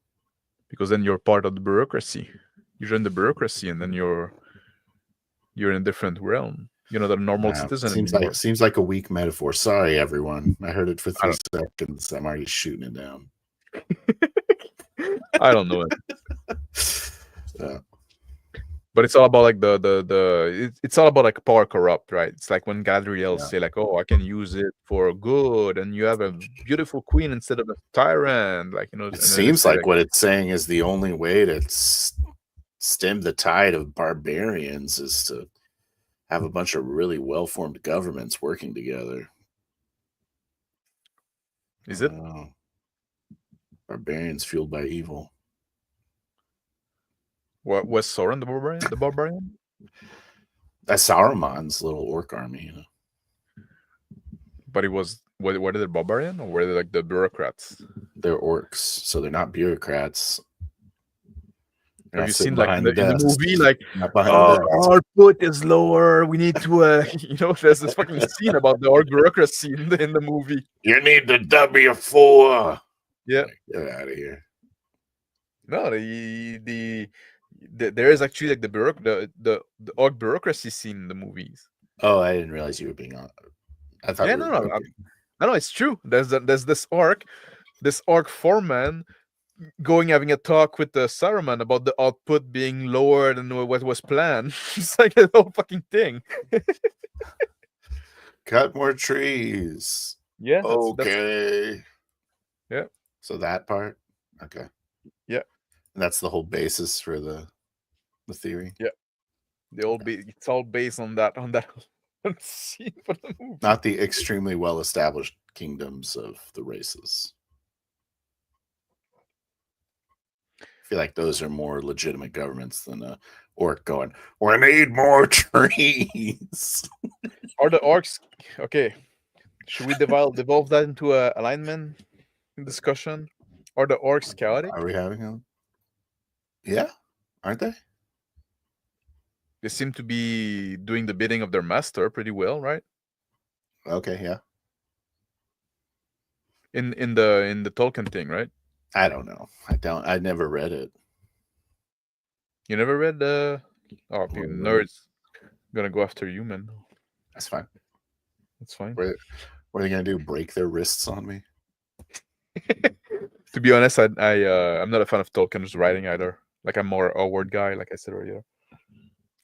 I think he's doing too much lordom. At some point, like, just fucking tell me about the character, man. I don't fucking care about the color of the grass. And I didn't like the movie of the Lord of the Ring either, because like too much exposition shot. I said like, man, or like this fucking long battle. Like, I think the more and more it goes, I'm just not into fantasy as much. A lot of fantasy is bad. Yeah, there's not a lot of good ones. I kind of like the new D&D movie. Oh, look at that! Zandalar is doing some Goblins Reportcaster show. Oh shit, Zandalar's gonna get me. Doing some the ADL is gonna go after you, man. The ADL is gonna go after you, Zandalar. Oh, you say that? Are you saying the orcs are the Jays? The goblins. Yeah. HR worker of the cemetery as orc, though. Yeah, exactly. Yeah, there you go. Yeah. Municipal worker orcs. Yeah. Orcs are enslaved, subjugated, and mutilated elves, like training a dog to be a rabbit. I don't care. I don't care about Tolkien. Sorry, guys. I don't. But you agree that I want to play Burn Notice. You know what I mean? No, I don't know what a Burn Notice is. It's spies in modern time. Oh. And it's more realistic, so you might like it. Is it a movie? No, it's a show. Oh. With Bruce Campbell. Huh? Okay. Okay. There you go. Now we're talking. Yeah, Warcraft is a pretty good setting, I think. Yeah, I don't hate it. There's I like the Horde. I'm a Horde guy. Are you surprised by that? Is it because you love bureaucracy? Exactly. I love orcs. Everyone loves orcs. Yeah. Because they do what they want. I'm a human supremacist in most fantasy settings. I always feel like I'm rooting for them because if they don't win, I don't get born. You know what I mean? Yeah. The thing is, I don't really like Civilization. Yeah. But you like art. Yeah. You can have art without Civilization. Not without humans. You don't think orcs have arts? Nah, they're too busy crapping in their beds or whatever. They're lame. I'm sure they do, especially the disabled ones, Whatever.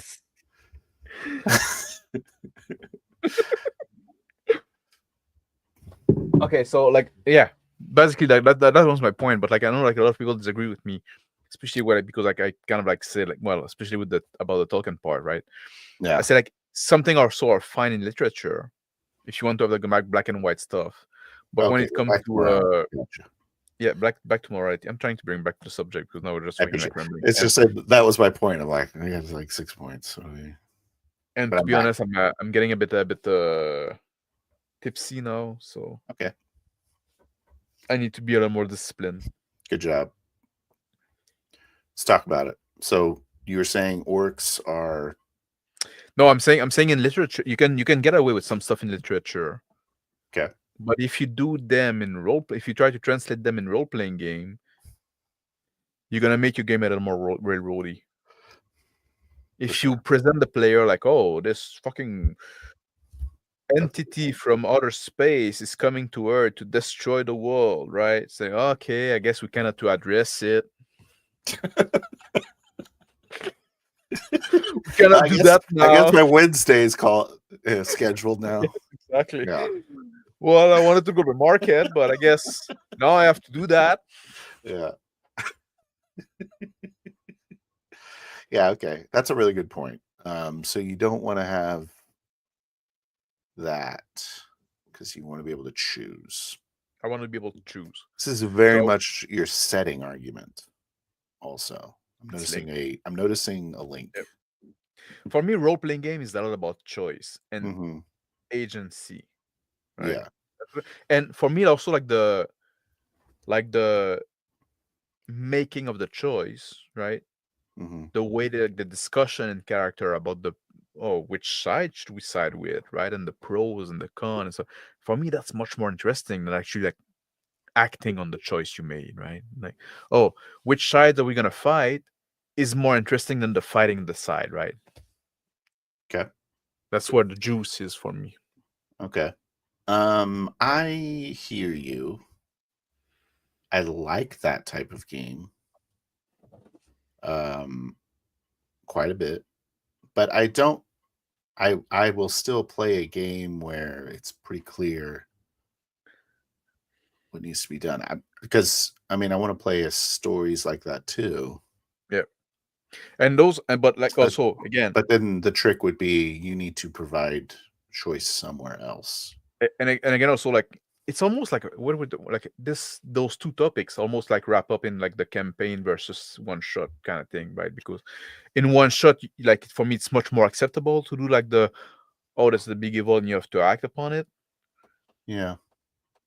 But if you want to do a campaign, you need to leave me like more room to make choice. You need to, if you want to do a campaign, if you want to do like a series of adventure that we're gonna go on, I need to have like choice and agency of which side I'm gonna go with, on which adventure I'm gonna go, on which like I don't want to be put on the railroad. I'm much more lenient on like, okay, this is what we're doing now. Or this fucking lich coming up, right? This our one shots. It seems like our one shots on the session 0 almost get the rails put down. Well, it's almost like we make the decision there, right? In the session 0. So okay, but again, like the way we do this session 0, we almost get away with that because we make this decision already. Kind like of in the Rising Sand kind of campaign, right? Yeah. Rising Sand. Was Rising Sand on rails more a little bit? I think we had a couple of options. We had options, but there was this big evil, but like we fucking came up with it during session 0, so the GM cannot be blamed in that case, right? That's what we wanted to do. Is that good? We wanted to do like the epic kind of fantasy, in a sense, right? Yeah, this is what I'm getting into right here. And I don't actually know if this is what I'm getting into, but I clicked Zonalar's thing, so we're going to read it. What is a good premise versus a bad premise for a campaign? Singe to Avernus equals Holy See goes to hell, blah, blah, blah. Okay. So I think when we're talking about such... There he goes in that way. You weren't making the point I wanted to make, so I just when we're talking about our session 0, why do we outline so much what we're going to do then? To get to the juice faster because we only have one session. That's the big advantage of campaign. You can take more time to establish things, or of longer session, I guess, right? Because we're still like 2-hour session, 8-hour sessions. You get to do that too. If we're to do like 8-hour session, we could have a much shorter session 0 because then we can decide what we do during the session. But since if we compress the time, we have to get to the meat faster, right? So we have to cut down on the bun. I wonder. I feel like we're kind of doing it on sometimes our session 0 is kind of. That's what you're saying. But so you're saying in a one shot, you don't mind the rails as much. Well, it's because also like the way in the one shot, the way we like the rails almost like we agree upon in the session 0, right? Yeah. Obviously, our rails aren't like the other people's rails. I don't know. Maybe they are. I don't know. And are we actually shit role players, Max? Yes, I think. Are we just railroading? We're just railroading ourselves. Bitches. Sorry, guys. In the some kind of magic session that you run. Yeah. Right. The which one? The some kind of magic. Oh yeah. Yeah. This one was shit. I'm kidding. I'm struggling to remember which one it was. I remember naming a session that. I was playing like a Bocador, and it was AZD6 session in the same setting as Oh yeah, when you Rising were in the Sun town, with LI, yeah, in the town, right? And I the started urban session, fantasy game. yeah, that I urban call fantasy it. game, right? This session didn't have rail. No, it didn't. We agreed upon the But setting and stuff like that, and we went. did talk about there would be an NPC that you would be looking for. Yes. So there, we established a goal, a shared goal. Yes, but it was also very vague. Yeah. In the why we're looking for him, and the like. Oh no, we said no. We talk about the edge mage. We say, oh, this like my cousin is the edge mage, and the city want to recruit him. So I guess we kind of had a goal, right? Yeah. Here's Azimuth. Forgive my boldness. I don't know. But if you open your session so I can join, I think I have a solution based on your discussion, but too long-winded for live chat. No pressure, just asking. Watch your mouth, Azimuth. Oh. What do you think, Phil? Are we inviting for the... We haven't been done that in a while. Should we put the link in the chat? If you want to. I leave it to you, sir. I'll put it in the chat. There you go. God damn it. So we can talk with the pleb. No. Yeah, talk with the plebs. Good. Finally, we can gang up on someone. Yeah. What the hell are we talking about, though? Talking about the railroad in the I also don't think the Wild Hell game had rails. It's just premise. It's just premise. But I think it's better. What about, like, I always say that you want to have a premise, you don't have a story, right? That's something I often say. Yeah. Some kind of magic, was that premise or was that story? I think it was premise. The premise was my cousin is gonna be like the government or whether the state, whatever, is after my cousin because he got some magic power, and I want. So that was your cousin. Yeah. Okay. Yeah, it was my cousin. Right. And I want to save him from being forced into the service of the... It's too much. Too much? It definitely starts the story. How much is too much premise until you're railroading everything? Or maybe we're being too hard on ourselves, but I think it, like, because we want to do that as a one shot, and we did in 2 hours, right? You kind of have to take shortcuts. I don't remember how long it was, but probably it was like maybe 2 hours, 2 hours, 2 hours and a half, something like that, right? 2 hours is hard for you to go like, all right, well, I'm gonna go work on I'm gonna go to my soldering station and work on these phones. All right, Lewis Bossman. Hey, I'm Lewis Bossman too. Yeah. I'm gonna change the screen. I'll be like, and then the phone rings, and I'm like, "Hey, your cousin's in trouble." Now I'm giving you these. Now that's feel more railroady, right? That's right. So then if we agreed upon, like, okay, it's better. I think it's worse. So it's better to do it out of character than have it presented to you in an immersive, in-character way. Because if we do it like in session 0, it's more... I'm picking everything.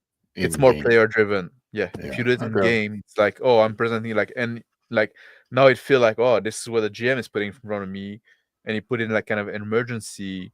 Yeah. And I don't really have a choice to go do that, right? And Max is like, great, I have another fucking boss. Yeah, exactly. Exactly. What, you're gonna fucking tell me what to do? Let me guess. I have to follow the speed limit too.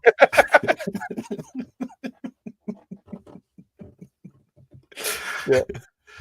You probably should, because the cops are around. You know, this isn't the frontier. We all know that's I'm gonna die, Max. We all know that's how I'm gonna die in suicide by cops. Yeah. We're just wondering what tips him over. We're just gonna wondering like what's gonna bring it over and when it's gonna happen. That's why we let Max pick all the premises. It's like, All right, who I are you limited time. shooting in this one? I don't. Yeah, you know, I cannot do a 30-year campaign because I don't have 30 years left. Cup's gonna kill me sooner than that. Smart. Well, we'll get there. That sounds like quitters' words. I don't know. I think we solved quit if somebody else take you out. Yeah. They don't call it meeting up with the cops. That's not what it's called. Meeting up with the cops for a chat. No, that's not what you're doing. No. And it's not like I'm calling them, right? Yeah. Okay, so we're in the clear again. We're good role players again because session 0 is player driven. Yeah. The way we do it, the player driven. We do it. Yeah. It's almost like if we we condense like one first session into oh, there we go. We have like Danielle, right? How you doing, Smith? Yeah. Are you there, Hello? Azimuth? Hey, thank you for welcoming me to join. This You're welcome. Sorry? Oh. Your audio is doing weird things. Yeah, like you were really loud and then you were quiet. Yeah, my voice is echoing back.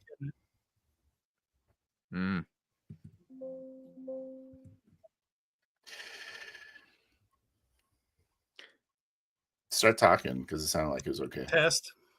Yes, that sounds good. I think it's when you lean, maybe when you lean back, that the microphone is struggling. Just lean back and try it. Sounds fine.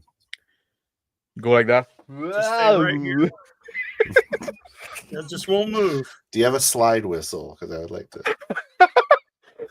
I have a fancy one. I'll have to invest in one. Smart. It sounds fun. But yeah, thanks for inviting me. This is, I think, the second time I've been on your channel. I think about 6 months ago I was on here. I think it's the third time. Second, I thought it was third time, yeah? Correct. I was traumatized by the second time, so I don't remember. Oh, were you? No. Wait, Sonalar has a quick comment here. You should try to play in a trademark over prep crispy session just to see how it feels and double check it's really as bad as we all suspect over prepping to be. Yeah. Yep. Crispy. Always putting those rails down. Always putting the rails down. So you had a solution to our rambling, I guess. Well, I mean, it just seems like you guys have slightly different approaches for the same objective. I mean, correct me if I'm wrong, Phil, but you're talking about how you need a strong theme in order to build a prolonged story. And Max, you want a theme, but you don't want to get rid of agency. And you're absolutely right. And one of the solutions I've done in my games to resolve that issue is I call it too many roads. Like I have too many events going on in the world. And what happens there as a game master, you're creating different events. Like you mentioned alien abduction. Well, now I can't go shopping because I go to deal with this alien abduction, or alien invasion, whatever. But if you have multiple ones, and you're right, the key to all good gaming and storytelling and everything else is choice. If there's too many of them to go on, it's always the choice of which path you'll take. And it also helps keep you as a game master in check. And you can't railroad if you don't know which direction they're going to go. So you can create strong theme and still have agency. Does that make sense? Yes, but also like with the choice thing and presenting choice to the player, if you present like too strong, like stuff that are too urgent and stuff like that, right? They're gonna come into, because the characters also have goals and motivation, right? And you want to present choice to the player that they can interact with, but they should be also able to interact with their just follow their own character's choice and motivation, wouldn't that be so, right? Like the choice that you present to them should be, maybe, I'm just saying that like that on top of my head, maybe they should be limited enough that they can decide to ignore them and follow their character motivation, right? Wouldn't that be also at least some of the time? Sometimes you want to maybe bring something more urgent, but some of the time a player should just say, you know what, my character just want to do that now. He doesn't fucking care about that shit. The world can burn for a while. Yeah. Because that's also like always a choice that should be on the table, shouldn't be? Yeah, it's almost like not to lean on improv, but it's the whole yes and you don't go full reactionary, but at the same time, the game master, that's the name of this channel, would be creating event. Do what? That's the name of this channel. I know. Yeah, there you go. Yeah, never go full match. But you should be reacting to what the player's choices. Like I really like Runehammer, Hank Inferno, right? Index card RPG. Yeah, he talks about how you never plan beyond the first session, beyond the next session. Mm-hmm. It's like practically forbidden. You just don't plan beyond it because you don't know what your player is going to do. And if you're not reacting to what the players do and their choices and their outcomes and their trials and tribulations, then you're not reacting, and then therefore the world is not real. It's just I don't even like plan. I don't even plan like one session in advance. Mm-hmm. But also because like for me, like coming up with stuff on the fly is also part of the fun for me, right? Just like as a GM, right? Yeah. So like I want to be like caught with my pants down. I want to be caught with my pants down. Why have pants? Is that what Phil was talking about with the high humidity game? Yeah, I wish high humidity is. I really don't want to be wearing pants right now. High humidity, low humidity. Okay, because I'm gonna credit you on that one because I've never heard that phrase before. I'm gonna steal that one. What high humidity? Did I say that? Yeah, you said you wanted to run a high humidity vampire game, and they weren't down for it. Oh, humanity. Oh, humanity. Okay, I misheard you. I thought that's funny. I don't know where you're going. I thought you were saying it was a sexy vampire game. Like high humidity, like it's like, oh, this is one of those games where there's boobs. That'd be more my jam. There's boobs. Yeah. Boobs. Guys, in this one, there's boobs. Yeah. Nice. Well, I mean, that's another thing. I insist most of my games have boobs now. When I run a game, I do it in scenes, and I know it's meta talk, so it kind of pushes against the 4D gaming principles to have a meta discussion, but it's kind of almost like a little micro session zero or something. That players have a certain choice on the scene that they're going to play. Like last night, I did no prep on the session, and I asked the player, because he jumps from character to character. He plays more one character in the campaign. And he gets to choose which character, which plot he's engaging or threaten the world. But I also asked him if he wanted a ramble or in medias res. A ramble is a scene where it's soft open. It opens up wherever you want. And then you can Miranda around and ramble and find and do whatever you want. But something's going to happen. In medias res, as you know, is just, I put you right into the thick of it. You're in a fight, and you're in a fight now. And the cold open is always 99% of the time an in medias res. And I think that's the big point we're discussing there. Like in when we do the one shot, right? We want to do like almost more like, we don't necessarily do like in medias res, but we want to go like more closer to that. Like when we do like the Rising Sun campaign, we're on our way to solve that problem. The problem has already been established, right? Mm-hmm. In Rick's game, and I talk about it in the video as well, right? In the video I did called like a walking video when I'm in the woods, on the beach, something like that. What? The Cthulhu game? Yeah, after the Cthulhu game, I made a video about like some things I like in the hobby, because like the Rick's game of Call of Cthulhu made me realize a few things, right? We were supposed to do the one shot, and I hope we're gonna finish that, but we didn't get to finish it. But part of it, and something I really like, is like we didn't do the in media res start. We all started separated, and we all like, and I was in my jazz bar, doing some, and I throw a bone to the GM saying like go see the barmaid and say like, oh, did somebody like contact me? I'm waiting for like a message from a contact, right? So that's a bigger like, that's me like making gift to GM. Like that's what we were talking about. Me and Chris, we were talking about this the other day about how our style is more about throwing plot hooks at the GM than it is the other way around. I guess the GM to kind of last game, weave something. Yeah, but but like, but basically, like the first 2 hours of that game, a lot of it was like half an hour and an hour and a half. Was a lot of it was like mundane stuff, getting together and stuff like that, and I love that stuff. I love the establishing character. That's what I'm saying. The session 0 takes away. Yes, because but the thing is, now we had an hour and a half of basically that stuff, right? Where we establish and the plot get like. But it's awesome. Rick could have started the game. You on the boat. You're all going after this book, right? We could have started the game there. Okay, so why did you get on the boat? Because like I wanted to get that book. Okay. But we did role play that. Me learning about that thing. So isn't that kind of the, like, all of you got on the boat and it was due to some sort of contrived circumstance, right?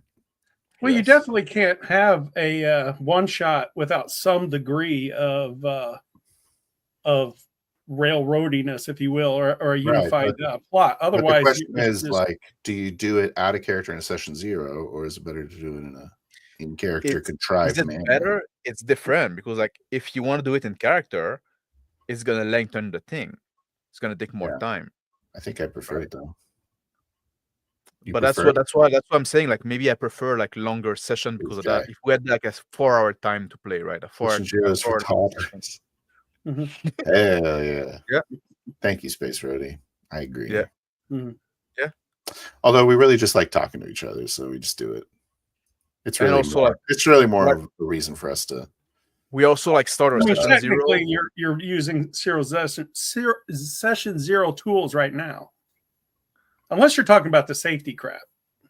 No, we don't. No, we don't talk about. Yeah, but the whole discussing of what you're going to play, what you want from it. You don't want this. You do want this. That's what the whole session 0 is meant for. And that's like the thing when we do session 0, we really start from nothing basically. Like we do, okay, what system we're gonna use, what setting we want to play, right? So we do need the session 0 for that, right? Which could be just like a talk on Discord, but like you said, Phil, we also do like talking to each other and like shooting the shit and stuff. So and we like to show it off. So it's like a style demonstration. So, but I think that I just don't like it as much now. I want to do the thing you did with Rick. Yeah, I think I want to do that as well. Yeah, you never get any real depth with an endless series of one shot. Yeah. Well, you probably could if you do longer. 2 hours is a bit short. Yeah. Because if you want to do it 8 hours? 8 hours would be perfect time. It's perfect. I'm not doing less. I can tell you that right now. No, yeah, exactly. I cannot go back anymore. We raised the bar. So no, but like because like if we wanted to do like this with like if we want to do like starting like, okay, we're all on the boat already, all going like we're all for some reason going after that book.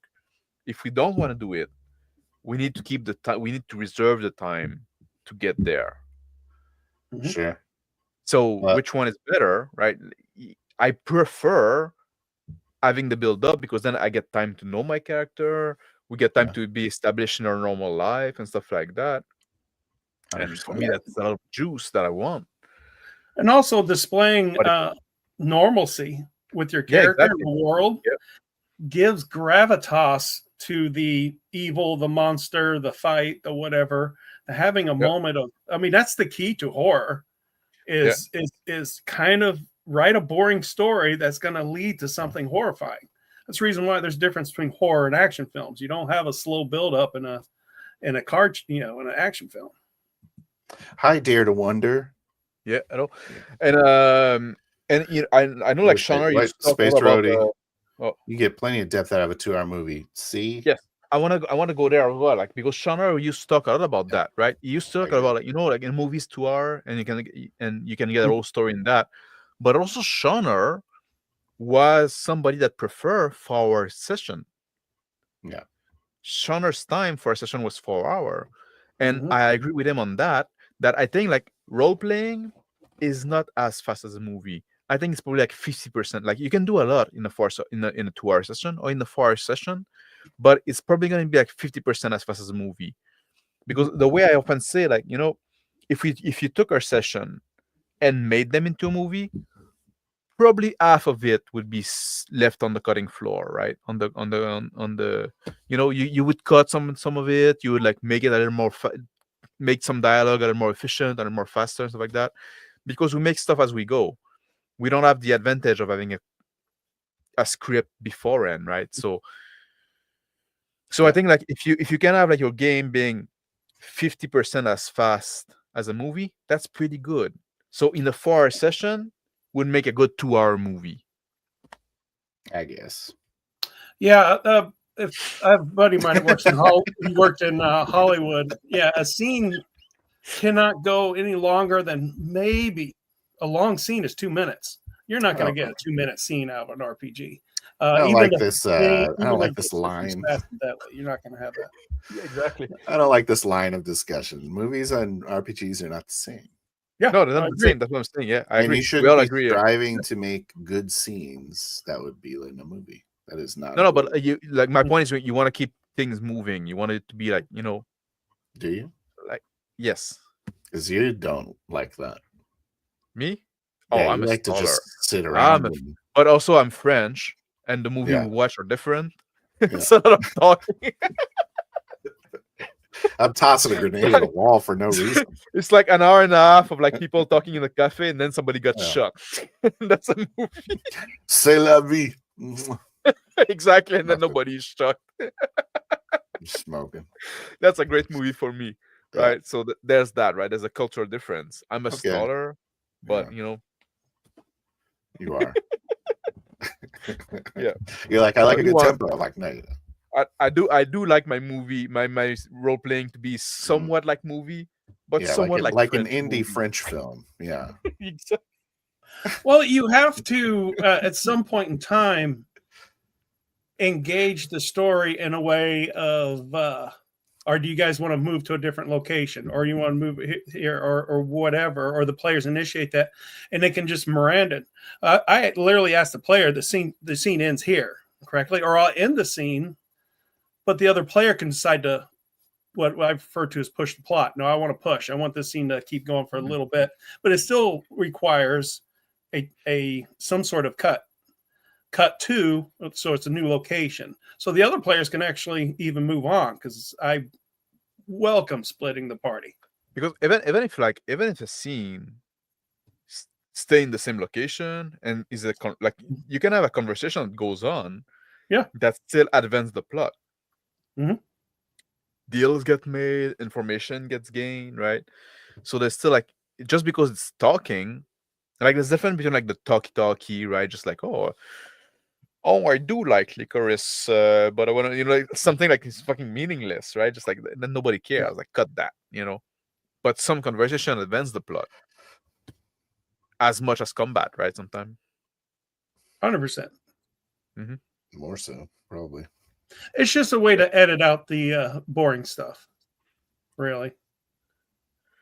But it's hard, like sometimes you don't know in advance what's boring or what's not when you're role playing. This is true. That's my point. That's my point. That's my point. If you go back in editing, that's where you would trim, right? You say, those 2 lines here, they don't add much, but you don't know when you're fucking making them up as you go. Yeah, you're not making a story. Yeah. You're talking about character discovery, where you just want to sit with a character long enough, like with the one where the Call of Cthulhu, you want the last one I saw you guys with when you're on the boat and the river and such, and you're at the bar and you're spending time with the character, not just to find your character's voice, but find out who they are, but also the other character. Yeah, and that is part of the fun of a one shot, but it's also the most limiting aspect of a one shot, because your character and the story and the campaign doesn't become emergent until you put time and effort. You can't cheat that. And there's no getting around it. And normally you need multiple sessions for that. In that session, right, of the Call of Cthulhu, there's no moment there that I wouldn't have role played, because all them, like, even if it was just like talking, like, I always felt like I was learning something about a character, learning something about a situation, getting somewhere, making some deal, moving some kind of relationship or some plot forward. If I was to make that in the movie, I would cut out half of it for sure, easily. It's not a movie. I don't care. But it's not a movie, exactly. Like, I agree with Phil. Like, that's the point I'm making, right? Just like, there's some similarity, but it's not a movie, and it's not a book. I mean, you're right, Phil. I'm just borrowing its language, if you will. But the goals are totally different. So yes, you're not trying to make scenes. You're not trying to do anything. The scene comes organically. Everything is because you're role playing. So, I think that we only talk about movie because it's often like it's something that people can relate to. I know, I hate it, but it's important, like, to talk about movie and highlight the way that they're not, that role playing game are not like movies. Oh, okay. Yeah. But sometimes a little bit like them. Never once. What? Okay, maybe once in a while. Once in a while. By an accident. Yep. By complete fluke. But in short, what you guys are talking about is the exciting incident. The exciting incident that incites the story, that pushes things forward. It can be too heavy and it dominates any choice you might have. But if without it, you don't engage theme or an overall story, which you have to do, because no matter how powerful you are, the world happens to you. Zonlar's complimenting me. 1 second. So, Phil, I believe you were trying to create a scene. You were not trying to create a scene when you punched Stockmaster in the face for the shipping still, but made for a fan. I know. Oh yeah, that was a fucking great scene. Was it? Yep, I really loved it, and he was really needed in that point. That was me trying to stop Crispy from putting me on a rail. He kept trying to talk to his NPCs. I'm like, you shut up. I'm gonna go find my own and spawn. I tried to shoo her away, and she wouldn't fucking leave. But I like what you're saying there, like, Asmut, about the initiating event. Is that the word you use? Inciting event. So it incites the story, or most people call it a call to an adventure. Yeah, call to adventure. Yeah, if you only present the players with one call to adventure, then it's railroady. Yeah, but sometimes you can't avoid it, especially if you want a short one shot. Right. I think that's the big point. I think the initiating event. That's the big difference. It's either in a one shot, it's either contrived in session 0 or by the GM. I really like that's the big difference in style that we're talking about, right? Just like oftentimes what we do, we move the initiating event in the session 0, and then we start the session 1 just after. I think in the Call of Cthulhu game. Oh my God. Sorry, go ahead. Sorry. I really think your point about the 4 hours is good. Like, the 4 hours is the only way it really works, because I think Shauner doesn't. I would say Shauner is or was more of the let it happen and role playing solves everything, right? Yeah. So I only think that works with the 4 hours. I think you're right. That's all. Your tribute video to him with his passing was well done. Thank you. I'm very glad we did it, especially since the family got to see it. Oh, that yeah. So we should do 4 hours. I can't do 4 hour sessions. That's the problem. That's the problem. It's the time, like, people, like some people have job or like life outside the game. I wish I was just a Bitcoin millionaire. That's my dream job. Bitcoin? Bitcoin millionaire. Yeah, it's pretty relaxing once you get over the hump of losing fucking 10% of your wealth in one day. Once you make peace with that. Some people settle for Bitcoin, a couple of thousand there. Depends on there. Yeah. And they just go to the woods. Oh man, I just fucking lose like fucking 20,000 today. Not again. Oh well. That's gonna. It's not a Ponzi scheme. I guess I'll eat bologna. It's normal. Yeah. Did you get on that Doge train? Oh yeah, I am. I don't know why I didn't. I don't know why I didn't. Like as soon as the election was over, I should just be like, I'm just gonna put $1,000 in Doge. It's a Ponzi scheme. Don't do it. No, man, it's great. But I mean, it's all. I know. I'm assuming you're joking. Everybody, what? Bitcoin is a scam. It's don't fall for it. I've been living out of it for years, man. Really? Yes. That's what Phil is like. Phil is laughing at me now. I want Max's job. Yeah. I've been into it for like more than 10 years. He's an early backer. Yeah, that's why I don't have a job. Wow. I'm kind of okay. But also, like, I invested early because, like, I studied economics, and I was big into technology. And when Bitcoin came in, I could like read all those papers and understand them. I was like in this sweet spot of like I'm working technology and have information economics that I can read both. I can read that and say, man, that fucking makes sense. It's gonna be big, and then like put $100 in there and then retire by 37. Easy. It's not even hard. Wow. Okay. Everyone should do that, right? Yeah. Make $100 investment, help you retire. Yeah. But I told my relative, my friends, and he said, "Oh, Max, you're fucking crazy. You don't know what you're talking about. Like, man, you always have those crazy ideas." $100? Are you crazy? Yeah. Yeah. And I always say also, you just gave Zonalar financial advice. I always have to say that. Well, it's not financial advice because I'm not licensed for that bullshit. People have to say that. Like I always say, don't put money into Bitcoin that you're not ready to not touch for 4 years. But that's always been true. Nobody that put money in Bitcoin and was willing to not touch it for 4 years ever lost money. There you go. Everybody that lost money is because at some point they sold too soon. But if you're willing to keep it for 4 years, I think I'm hitting 4 years right now. Yeah, it's up. You're gonna be higher than what you were. I got it at like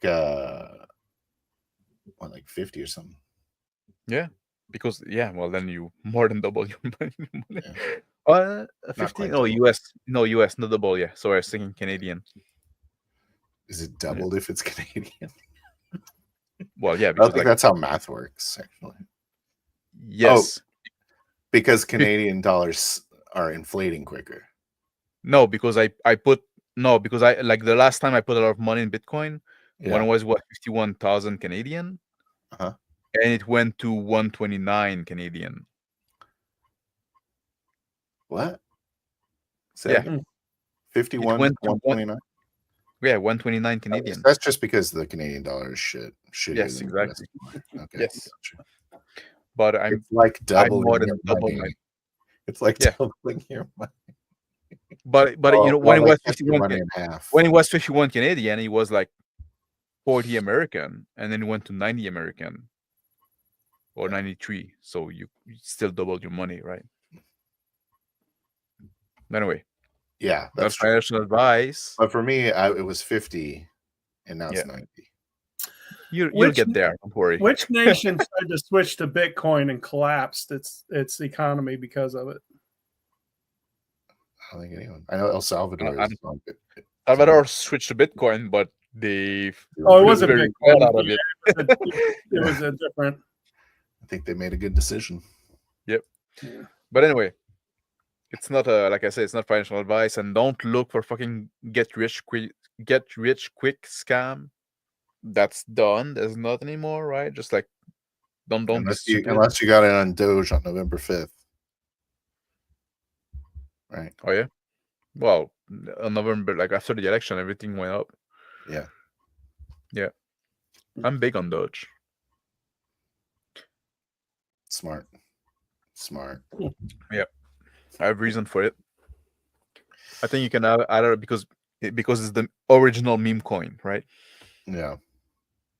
They all try to reproduce that. They can't fucking get it. NFT? Nope. I'm gonna go get some NFTs. Nah. Okay.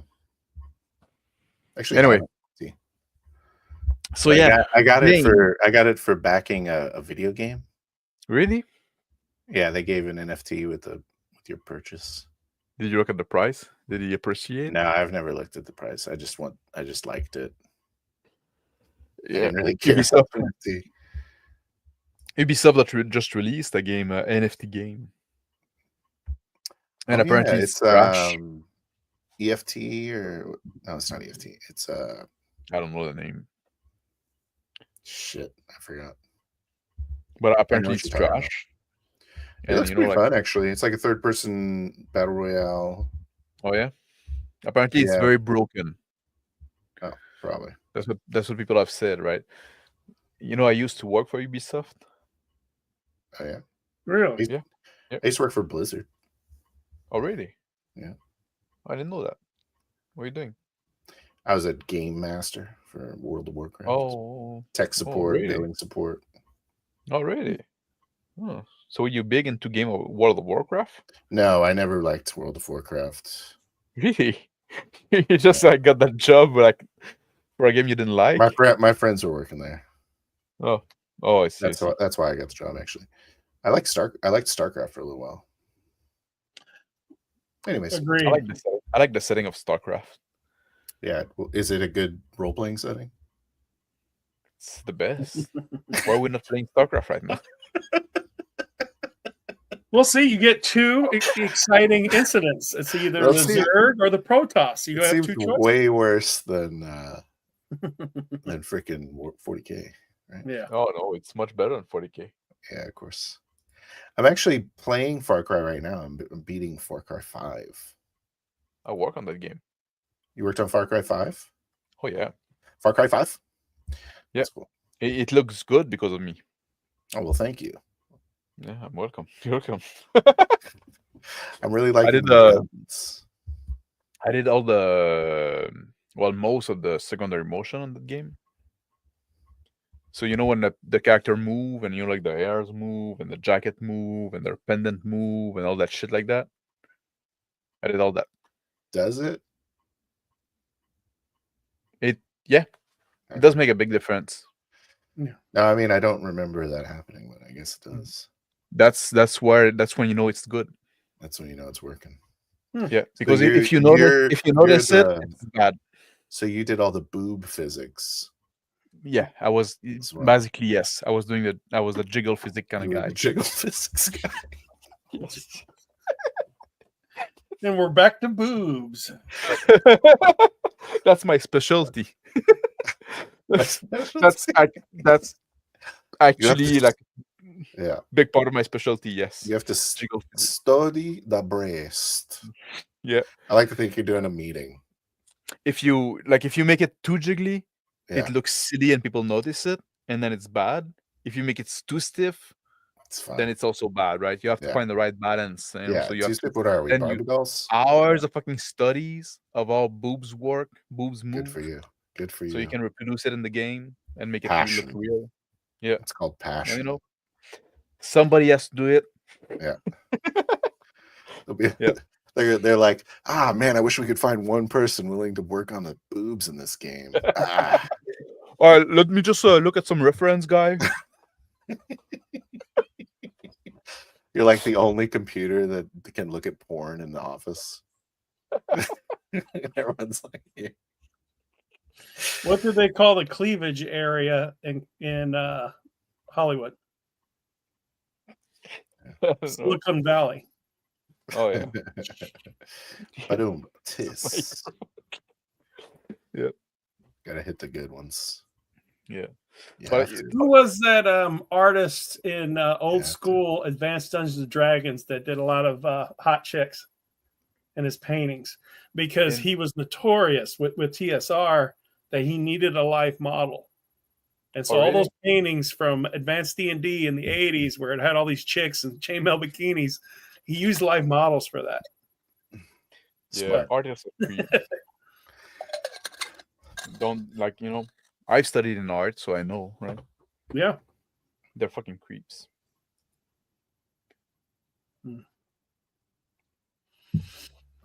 I did a lot of like a life model, like paint, like life model drawing. Yeah. When I was in school. You're like, all right, let's get you jumping up and down. We used to go to I a strip film club. this. Filming this. No, that's the thing. We used to go to strip club to do life model drawing, because one, you get like people that are in unusual pose. Because I was studying animation, so it's the motion, right? And also they don't keep the pose for that long, so you have to get the pose fast. So it's good training for us for that. So we'd go to the strip club with our drawing book and just like touch, and then you have to strike the pose really fast, get the curve. I like to think that you are getting a lap dance and you have like a sketch pad. You're like leaning back. Exactly. Yeah. Just trying to get the shading. But it's just like shading. Yeah, we like I'm not great at those things, shading and stuff like that, because like for us it's really like about getting the pause, the motion, the movement. Right, of course. But yeah. Cool. So that's what we used to do with some people in my class. We'd go to those club. And we also go to the club with the club there in Montreal where they would let anybody dance. So you had a lot of like different body type. Sure. And also you could practice your dancing. I've been to open mics, but not a open dance. Yeesh. Yeah. That's not going to go well. No. Well, you know, it's Max became a very accomplished dancer during those years. It's good for you, man. Way to have confidence. I'm just impressed with the confidence. Really? Yeah. You gotta get those tassels. That thing is fun. Good. You have to develop a good body feel, right? Sure. Understanding how your body works and stuff like that. Absolutely. It's useful then when whatever you do, right? Mm-hmm. But yeah, and you know about like the physics. Like I had a lot of argument with my boss, right? They say like, oh, we pay for all this like developing physics, and then we can barely see it. And I keep telling him like, yeah, you're not supposed to see it. If you see it, it's because it's bad. You know, they wouldn't fucking get it anyway. So they really wanted shit like whipping around. Like yeah, exactly. Like exactly. Like you make or like trees and stuff like that, and they say like, "Why you barely notice it?" I say, yeah. You want me to fucking make the trees like fucking rubber, like just like fucking dancing, like fucking like car salesman fucking thing, right? Fucking idiot. I never see like really convincing hard wind trees. That's a big problem, is because of that. People like pay for like, we put money for this technology, want to notice it. Yeah. You don't fucking get it. It's supposed to be invisible. And then you're like, I'm gonna go buy $100 of Bitcoin. See you later. Exactly. It's like like the audio guys oftentimes have the same problem. Yeah. Like they put the footstep and stuff like that. If you notice them, they're bad. Yeah. Like you can either notice that they're not there or that they're too much there. When it's done right, it's invisible. So it's very ungrateful work. But somebody. Well, I'm gonna really try and pay attention to this to the body secondary motions. Yeah, if you play Far Cry 5, and it's gonna be very visible if you play Far Cry 5, and then afterward Far Cry 6, on which I didn't work. You're gonna notice the difference. I probably won't play Far Cry 6. It's not worth playing. Yeah. I want to play Far Cry 5 because I really like 3. I skipped 4. Yeah. Did you work on 4? No, I don't think. Yes, only on the DLC of 4. Okay. With the saber, like it was the in the Stone Age kind of thing, right? Oh yeah, that's right. I remember that. Primal. Yeah, I work on. Yeah, exactly. I work on that one a bit, but mostly for promotional material, like trailer and stuff like that, like pre-render scene and stuff like that. Cool. So I got Max's masterpiece I'm playing through right now. Yep. Nice. Have you seen Arcane League of Legends? The series? I haven't watched it, no. It's good, but more importantly, what connects to what you're talking about, I couldn't understand why on the first watch, why it expressed so much emotion with the characters until I rewatched it with a friend, and it's the micro expressions in their eyes. Right? People's eyes don't sit still. They twitch and they lose focus, and they do that. And so that subtle secondary motion that's not you don't quite pick up on it on the first viewing, but once I started looking for it, I saw it, and it just kind of reflects what you're talking about. That's another specialty I had about facial expression and stuff like that, facial animation. Okay. Yep. And I spent a lot of time studying, the show is called Terror of Your Skin, right? It's funny. I spent a lot of time looking at the picture of plastic surgery and people with their face skin off, right? Dude, the Seed guys, whenever there's cinematics and they're talking to you and their faces in front of you, those are really intense. I don't know if you were a part of that, but they're all really, really intense and crazy. Yeah, it was. I did the underlying system for the face to be animatable, stuff like that. Yeah. Yep. That was very intense and captivating NPCs. So I know the a lot only about ones that are interesting too. All the good guys are shit.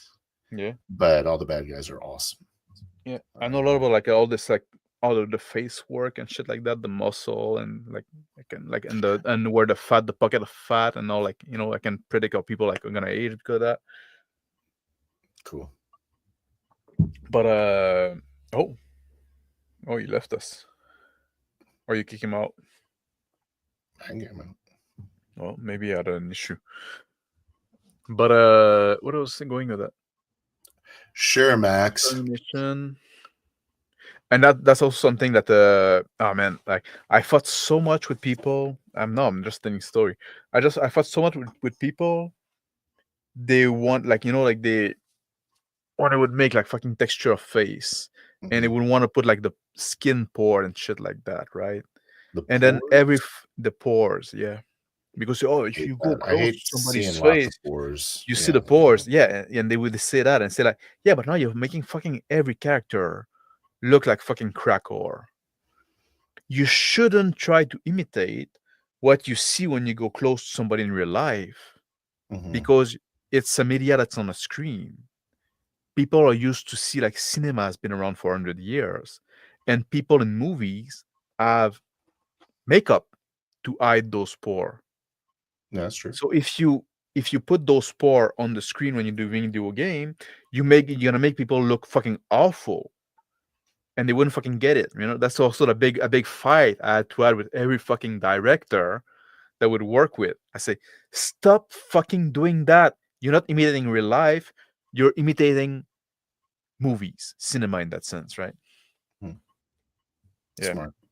I didn't have a good reputation because I would fight with people all the time. This is when Max's hatred of, let's say, never mind, the HR. I don't know. Well, that was a problem I had, but with the all those nerds, right? You got there, right? I get no, you're good at what you Oh, do, the nerds. but now you got promoted in a place you're Yeah. not good at, right? Like just fucking Actually, think. I think you would see the pores. You don't want to see the pores. You don't want to fucking. You don't want to see the pores. You don't want to fucking see the tree running in the wind. Too Yeah. much detail. It's true.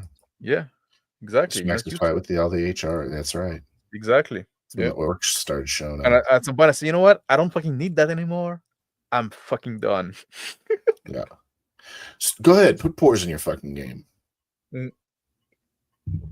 Go ahead. Fucking try to make like one character that's gonna have like the best fucking hair, but because it's so fucking heavy that nobody else gonna have anything. You know? That's also the big fight I had, right? Just like, yeah, we have a budget, man. We're better to spread it around that everybody got a little something than like some character got a lot and other got nothing, right? I have something that is even. Well, anyway. Jacob Seed had a lot. He's awesome. I don't know what you did. Is it the main guy? He's the main bad guy, yeah. I'm the one that didn't get to this guy. You did. He's awesome. And also, I think I did. I mean, every one of the seeds is awesome. I think I did all of them actually. I think I'm the one that did all of them. There's one that's more like the military guy. There's the little girl with the dress with the flower, which I fucking hated doing because our design was awful for the technology we had. I had a fight with that. What was her name? I forget what her name is. The other ones are. I actually don't remember any of them. No, I just killed like 2 of them. Yeah, they're all dead. And it was Jacob. Yeah, Jacob's the only one I remember. Yeah, there were 3 of them, or there was 4 of them. Oh, there's 4 of them. There's another one. There's 3. Well, Jacob and the other 3. Yes, that's the other 3 lieutenants. Yeah, I think there might be one of the 3 that I didn't do. It is, but maybe I did. Faith Seed. Fate Seed, exactly. I hated doing her. And Joseph. Oh no, Joseph is the main guy. Jacob is the army veteran. Yeah, the army veteran. And John is the youngest one. Yeah, the young, that is kind of a suit guy, right? He's the slimiest fucking guy. I think I did all those guys. Fate, I fucking hated doing her. Like her dress was awful design for like the dress is really strangely stiff, and it had to be like I tried to get them to change the design to have something that would look better, but they wouldn't do it. Yeah, like they did, like with this transparency and stuff like that. Like, you know, that's a fight I lost, I gotta admit. And then they look like trash. You know, I always try to tell them, like, if you design according to the limit of our technology, it's gonna look better. Mm-hmm. But sometimes some guys say, "Oh no, that's the vision we have. We're gonna go stick with that." Well, okay, then I'll do the best.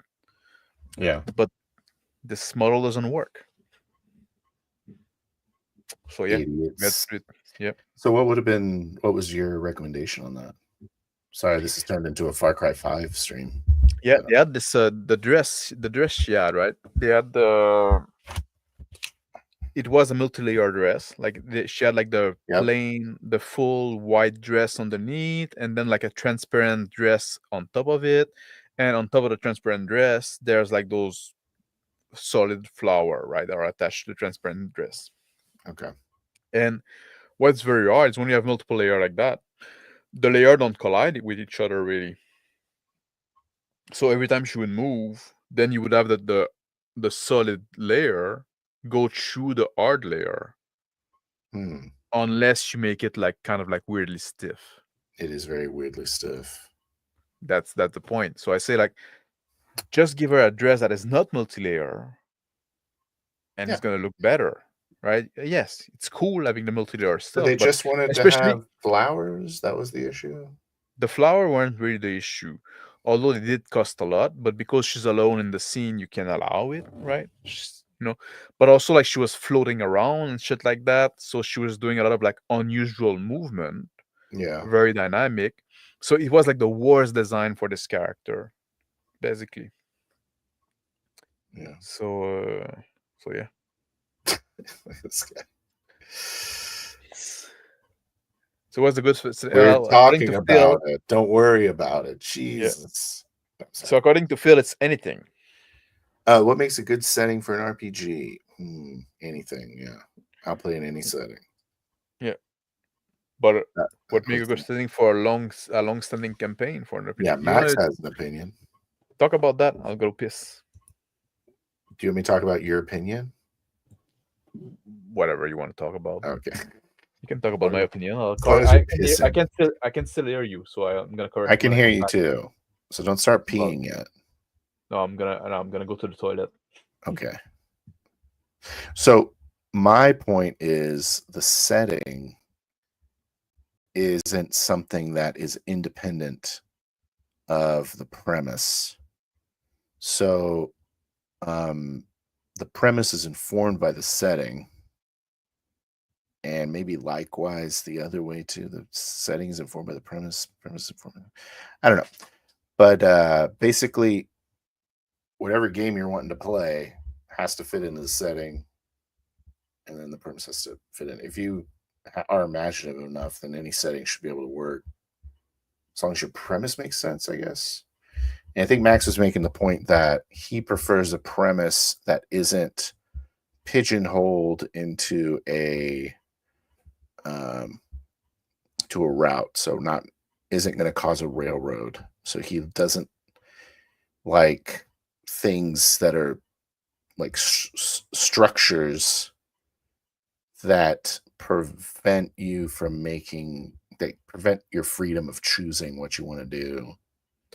And I disagree. I don't mind playing a game where you have a lack of freedom of choice, but the point was made basically that is more of a one-shot game versus a campaign. Now, I think you could make a campaign with like a strict premise at the start, because eventually you're going to get through it. I guess you don't have to eventually get through anything. See, this is the issue, is that I think anything's possible. And so there's nothing that's bad on its face. You can make it work if your imagination is functioning. So I'm not the person to have in this discussion, basically, because I'll play anything. So I was having this discussion with Big Bad on Discord once, and he was like, dude, your character is kind of lame. Like, you're going to play something. And I was like, I would play a donut salesman. I don't really care what I'm doing, because I'm going to get into conflict and I'm going to be able to immerse myself in my character. So who gives a shit what I actually am? So I'm going to make it interesting. I like the way that you put it about the setting versus premise, right? Because basically my argument is that some setting limit the kind of premise you can have, or limit the number of premise you can have. You can still have like good premise in basically any setting. You can find a good premise in any setting, but instead of having like an infinity of premise, you have a handful, right? That's like, I guess that's my big point about like some setting being inferior for RPG. Not saying that they're not like usable, but they're a little more limited. As long as your premise fits the setting, though, then you can make a story that's good, or you can make a game that will generate a compelling story, I should say. And again, my argument also was also a lot about campaign, where in a campaign sometimes you would need more than one premise. Yeah, I don't know. I think that's when goals matter, So I guess you need to have the ability in your premise. You need to have the ability to have an independent goal, maybe. But even that, I think a code can substitute for a goal. So like living your life by a code could be a goal. I guess I want to live my life by this code. That could be your goal. But I think that those can that's oftentimes like gonna or have both influence which premise you're gonna follow, right? It'll also give you reason to not pursue your goal, because my code says this. Yeah. But like and like I said, like a campaign oftentimes will need many premise, And oftentimes, like, it's good to have one premise to start the campaign, get the ball moving, but then after that, the premise oftentimes are like player-led in a sense. I don't think so. You don't think? Oh, really? So I guess in a way, I guess what is a premise? So what is a premise? I guess just what your character's been up to up until that point is the premise, right? So you can't really not have a premise. A premise oftentimes like, oh, this thing is happening that is disturbing normal life. Yeah. So like your Cthulhu game, you start out experiencing normal life, right? And the premise is, so you don't like, have to start. The premise is that there's a variable book that is on the move, and that we all want. So you're saying the conclusion of Act 1 could be your premise if you're thinking about it in terms of story elements. It's not only the conclusion, because like, I went on that boat because I wanted that book, right? We all have different goals. Call to action. Yeah, we all have different goals for when I want the book because I want to resell it. Somebody else want the book because I want to study it. Somebody else want the book because, well, I guess like Dan's character also wanted to for profit at first, but then kind of changed to give it to his idol. Yeah, his idol. Yeah. Yeah. Yeah, his goal changed pretty quick to, I want to marry Crispy. Yeah, exactly. Have a good night, Zon. Good night, Zonalar. Yeah. Oh, Dare to Wonder's inviting me to a game. Maybe I do. Yeah, because I'm almost rejecting game. I'm not taking game anymore, to be honest. Like I said, like, for me, like, one game a week is fine. I like to be invited. I'm busy. I just like being invited. Makes me feel good. Oh, yeah. Makes me feel bad. Because then I say no. Oh, I don't have a problem with that. Yeah. It needs to be also, like, guys, you have to understand also, like, a lot of people invite me on games. Oh, really? Oh, yeah. Wow. So don't feel bad if I say no to you. Sometimes also I also say no because, like, I don't want to, like, oh, you said yes to yes, but you said no to me, right? Like, so I'm saying no, right? So you're saying that's also part of the reason. Make sure you ask in the super chat.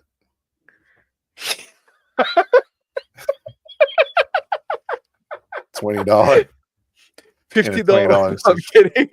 I'm kidding. $50 super chat for yeah, I'm kidding. No, well, I'm not money motivated. No, I'm just like, he likes money. He likes money. He lives on Bitcoin. It's been a bad couple years. No, I'm just saying, like, we're back, baby. Like, don't feel bad if I say no to you. Yeah, I'm saying no to many people, and no one asks me though. So if I would say to yes to, so ask Phil instead of asking me. He's also like better than me. Everybody fucking likes me. And then I'll go through. I got to go through the process of finding all these games I don't want to be in. You know, I got to do the thing you did already. Yeah. And we can start with Dare to Wonder's game. Dare to Wonder's probably terrible game. I'm joking. Yeah. I'm sorry, I'm an asshole. All right. Totalitarian dystopia like 1984 is a bad place for a setting. Unless you're dissident. It's true. Unless you're okay, so I like Dare to Wonder's point here. Let's talk about this point. Well, then just fucking join this game. Maybe I will. Hello, new best friend Dare to Wonder. He says it needs to be a world where values are difficult yet possible. Do you think that's that's what we're saying? I think it's a big part of I think that's certainly part of it, yes. Okay. And that's also like his next comment. I totally dystopian like in 1984 is bad. And I know, like, I guess that whenever you went there to start the stream, because that's a fun time. What I said, like, in a lot of setting that are very organized. Yeah, you need to add the extra layer if you want to have, like, place for role play that, oh, but you're criminal in that world, or there's a supernatural element to that world, right? You need to add an extra layer to give you some room to be individual with free agency. Okay, so the argument here is that the dystopia, you don't have the ability to have values outside of the cultural norms. You have place to have values. You don't have place to act upon them. Okay, gotcha. Like, let's imagine if you're just like in 1984, right? Did you read that book? I don't think so. Or seen the movie?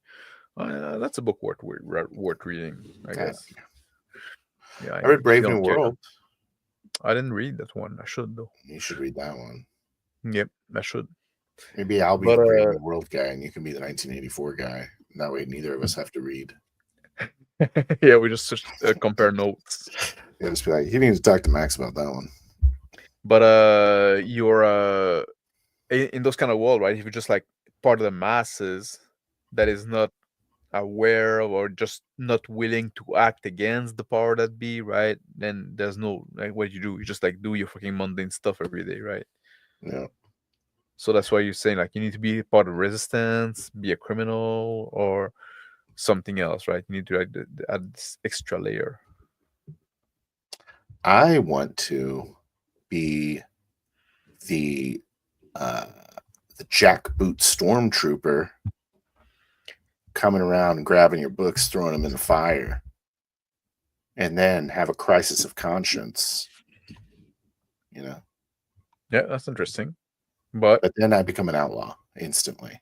That's the extra layer, exactly. Yeah. So, yeah. But I mean, or you're saying conflict, right? You need conflict. You need yes. You need to have an interesting story. You need conflict. You need to have drama. You need to have conflict. You can't just hang out at the shitty seafood restaurant all day. You got to go to the. Well, you could, if you're gonna fight with the other patrons in that restaurant, and but then that's against something else, right? It's like a Shanghai fucking gangster movie kind of, right? So you're saying it is hard to have heroic characters experiencing conflict in a very well-governed society, I guess. In a well-governed, especially well-governed and well. By well, I mean completely, I guess, completely governed. In an organized society, yeah, that people see as legitimate. Okay. That was the point I used, right? That's the term I used. So it's a functioning society. People got a job. People have a day-to-day life, and regardless if the government is good or bad, people see as the government is like, well, the rightful government, right? Just like they're not okay. Gotcha. They're not being taken over. They're nothing like there's not like a big resistant movement. If there is a government that people see as doing a good job, but you know that they're bad. Yeah. That'd be a good one, right? That'd be a good setting. But then you go in the layer of being kind of criminal, right? But you're still a good guy. But you're still a good guy. You're a virtuous guy, and your virtue is bringing you to conflict to this organization. Yeah. Is that a good game? It can be, yeah. Okay. Yeah, but that's like basically like Star Wars, right? I guess so, yeah. Except, do people recognize the legitimacy of the Empire? I don't know. Yeah. They don't really talk to the common folk a lot in Star Wars. People like talk a lot about like Endor, right? About being so good compared to the rest. I didn't watch any fucking Disney Star Wars.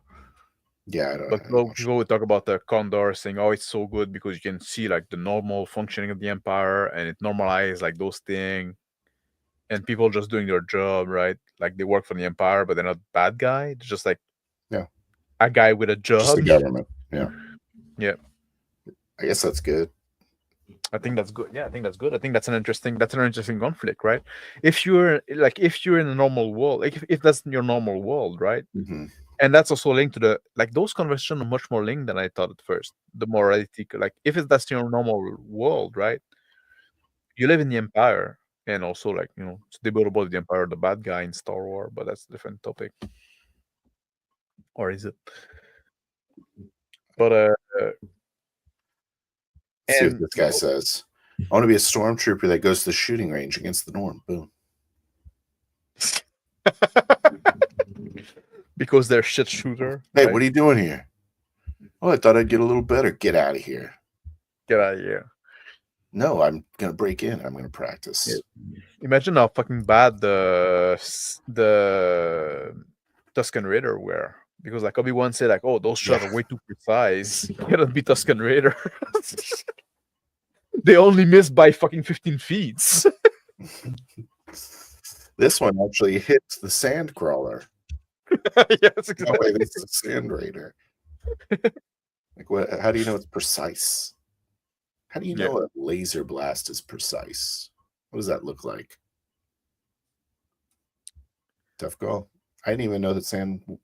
I guess they do. They got the rifles, right? I thought they had like slug rifle, but anyway. Maybe. They but yeah, like this kind of morality stuff, right? If you're just like a guy, like, oh, we're living into what's a evil, what's a setting where like the ruled by evil, but it's not Star Wars.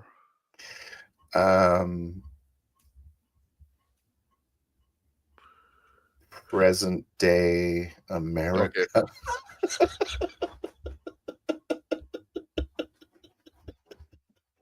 Let's go with one that's a little less controversial. Oh, okay, let's think something else. Not real. Let's fuck, we mentioned them earlier. Okay, let's say like you're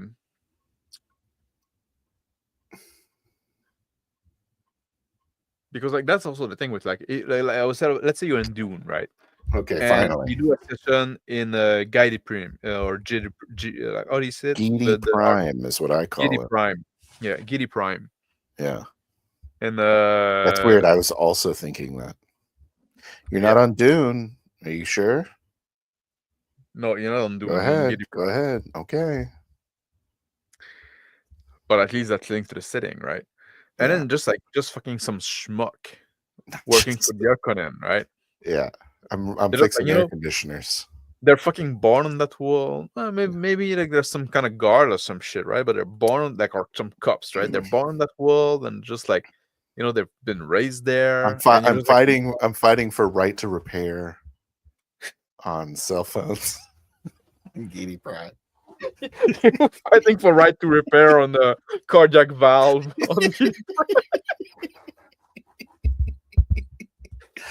I should be able to replace this thing. Yeah. So, myself. No. Only authorize. So the guy that's trying to stop you is it's just really a small little plastic part. Can I just get that small plastic part? No, we need the whole plug. The whole like, plug's coming out. Yeah. Like, is the guy like really bad? Or you just try to kill him because say like, well, no, man, it's just like just the fucking rules. Yeah, you're eating into their profit margins. Yeah, he's eating into the profit margins. Yeah, of the Harkonnen. Of the Harkonnen machine, but you know, like that's also like the thing, like in Dune, right? The Harkonnen are kind of like portrayed as like cartoonishly evil. Would you say? Yeah. So you don't really have like this like if you were in that setting, right, and you're the Harkonnen, you kind of say like, oh, okay, those are the bad guy, right, and you fight them. They like come by. They're like, why aren't you shaved bald and black latex right now? Like, I'm just more comfortable in this. Let's get that. Yeah. Well, we need to go put a cardiac valve on you. I'm pretty healthy. My heart is working pretty good. I think you're missing the point. It's about like everybody here got it. Why? Just I need to dip you in the baby oil, and Miss Chief Harkonnen guy needs to talk to you. He's not even like the main Harkonnen. It's like Landlord Harkonnen. Yeah, exactly. Well, just like you know, Yeah. It's against the rules just to walk around. I don't want to ruin your day, man. Just like, you know, you just, you know, we all have it here. You just like, are you like, you know? You know what? You're asking a lot of questions. You keep asking those questions. You know, someone else is going to talk to you. I don't want to. Like, are you justifying just like killing him on side, right? Like, you know, like I said, you know, it's like, is that like an interesting setting? Is that like an interesting villain? I think what happens is Louis Bossman ends up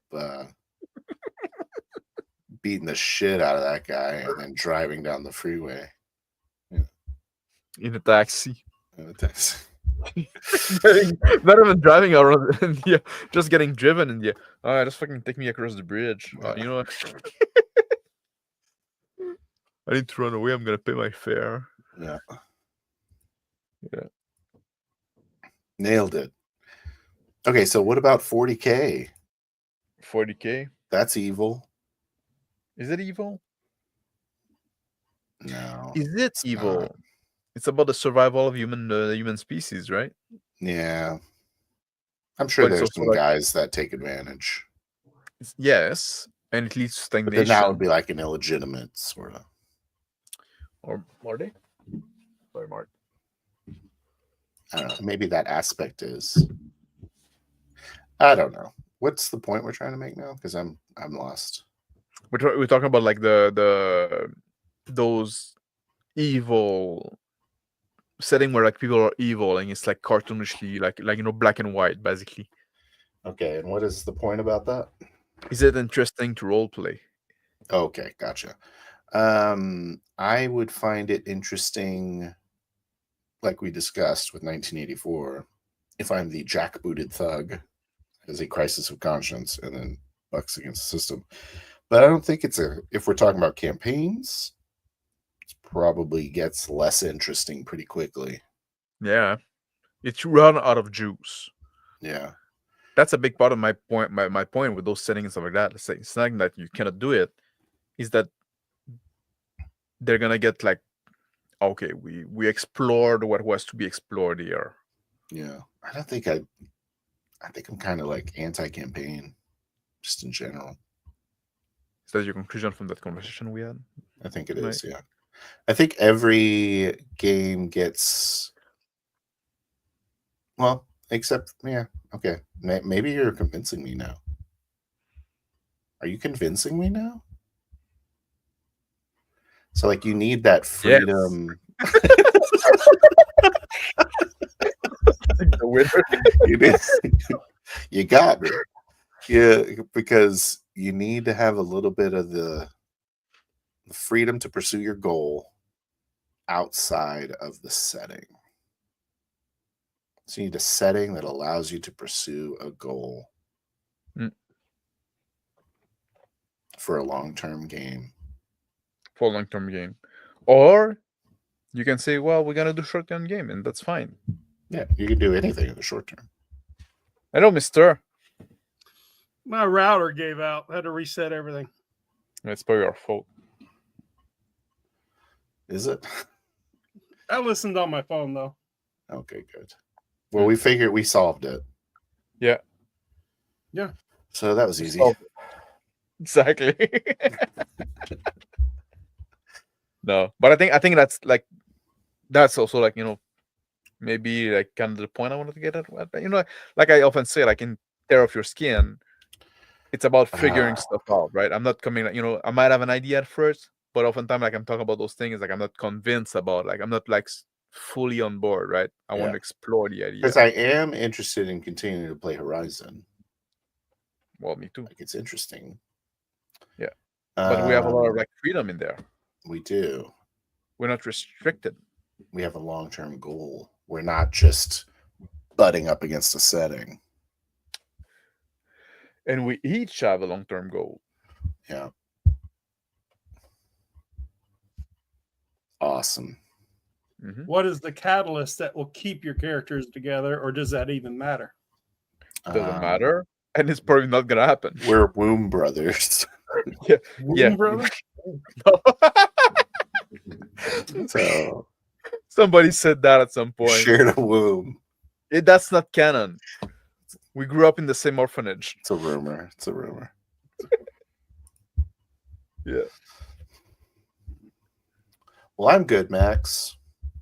Yeah, but at the point, yeah, with the conclusion, like I guess that's the kind of the point, right? Some setting is gonna have like you're gonna run out of like you're gonna explore the juice you can get from one character and do that the one thing setting. that the premise cost you to do.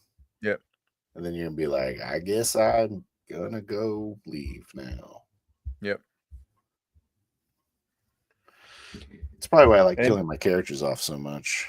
Yeah, and it's the same thing with like a lot of modern campaign. You can have like this or like sci-fi campaign if it's like otherwise a normal world, right? Just like we're gonna play like 500 years in the future. It's a well-functioning society.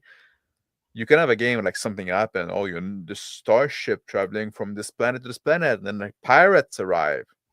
That's a fun fucking game to play, right? You can do a lot of stuff there. Once it's done, it's probably assume you're gonna go back to your normal life and just do. Yeah, maybe you could have something like, I think there was that something fishy about this accident, and then we need to go investigate that. But at some point, you're gonna run out of juice. I think that you could get a premise that extends the juice. Yeah. Yeah. So absolutely. I guess the longer, so maybe I will alter my conclusion to say that a setting that isn't restrictive is going to allow for a longer campaign. I think you could have a short campaign with a restrictive setting. I think my point is like some setting allows you to have multiple premise that succeed each other with the same character without it being like feeling like stupid. Yeah. While some setting you can have like one premise with one character and extend it, but at some point if you start introducing a new premise after that, when this one is resolved and then there's a new thing happening, it's gonna start feeling like kind of dumb. Yeah. Have you ever heard of the show Prison Break? Yes. So they go back into every season. They have to get back in the prison to break out again. It's kind of like that. That would have been a show that should have been one season. Should have been a one shot, but they turned it into a campaign. Yeah, and then it becomes stupid. Yeah. Yeah, it's a plausible world with a bad plot. Like the Kurgan. Yeah. But that being said, though, the whole, and you've mentioned this quite a few times too, that you want the world to not be restricted, or more likely it reflects our known world. Can't be too fantastical. If the world is really fantastic, the campaigns are always short-lived because the story, not only is there's that cognitive distance, but it only tends to take you to a certain central arc. But like my longest lasting campaign that I've been running since before the pandemic just won't die. We can't find is because it's very much rooted in, the actual world, not in a completely fabricated world like Faerun or whatever. Since it reflects our world and our problems and our social structures and an alternate reality, if you will. The story just keeps growing and it won't die. But that's a superhero story, right? Yeah, so but it's got added layer on top of it, right? Do what? You have this added layer on it. Like that's often like that's something I mentioned a lot. Like if you want to do like this mundane world, you have to add an added layer, like either like criminal. I said supernatural. I guess superhero. Mel Gibson. Mel Gibson, exactly. Mel Gibson's involved in some way. Yeah. Kevin Costner, Mel Gibson, Luke, Nicolas Cage. Michael Cage or whatever, Nicolas Cage. He's trying to leave Las Vegas. Because that's the thing. Like you can say like, it's the mundane world, but there's vampire. Yeah. Well, it's not mundane world anymore. There's mundane world, but aliens drop down. Like it's not mundane world anymore. You broke the mundane. Yeah, and it did. You are right. It did start to get too fantastical, and because of that, the story started to get. But what they're experiencing now is called an incursion, where another reality is colliding with theirs, but it's multiversed not. But it's not a physical phenomenon. It's more like the Mandela effect, where reality just shifts and only the player character can see it. Like, for instance, they were based in Gotham, but now that he's dealing with New York PD, and he's New York, and no one remembers the word Gotham. It's just New York now. And so the world is slowly becoming more realistic, and characters are just disappearing. And it's so, and the more real the world gets, the more that fantastic is interesting, and the more plausible the human plots are. But that's kind of like a contrivance that you bring in to keep the thing going, right? Because that's almost proved my point. At some point, like, you ran out of juice, so you have to add this big, now there's like, and it's the same thing with the Louis Rossmann game, right? They was running out of juice, and then Louis Bossman, sorry. Totally legally distinct. Legally distinct from Louis Rossmann.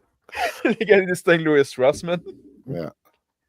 Well, I mean, it occurred at some point, like, there's a contrivance being introduced to keep the juice, to add some more juice, right? Yeah.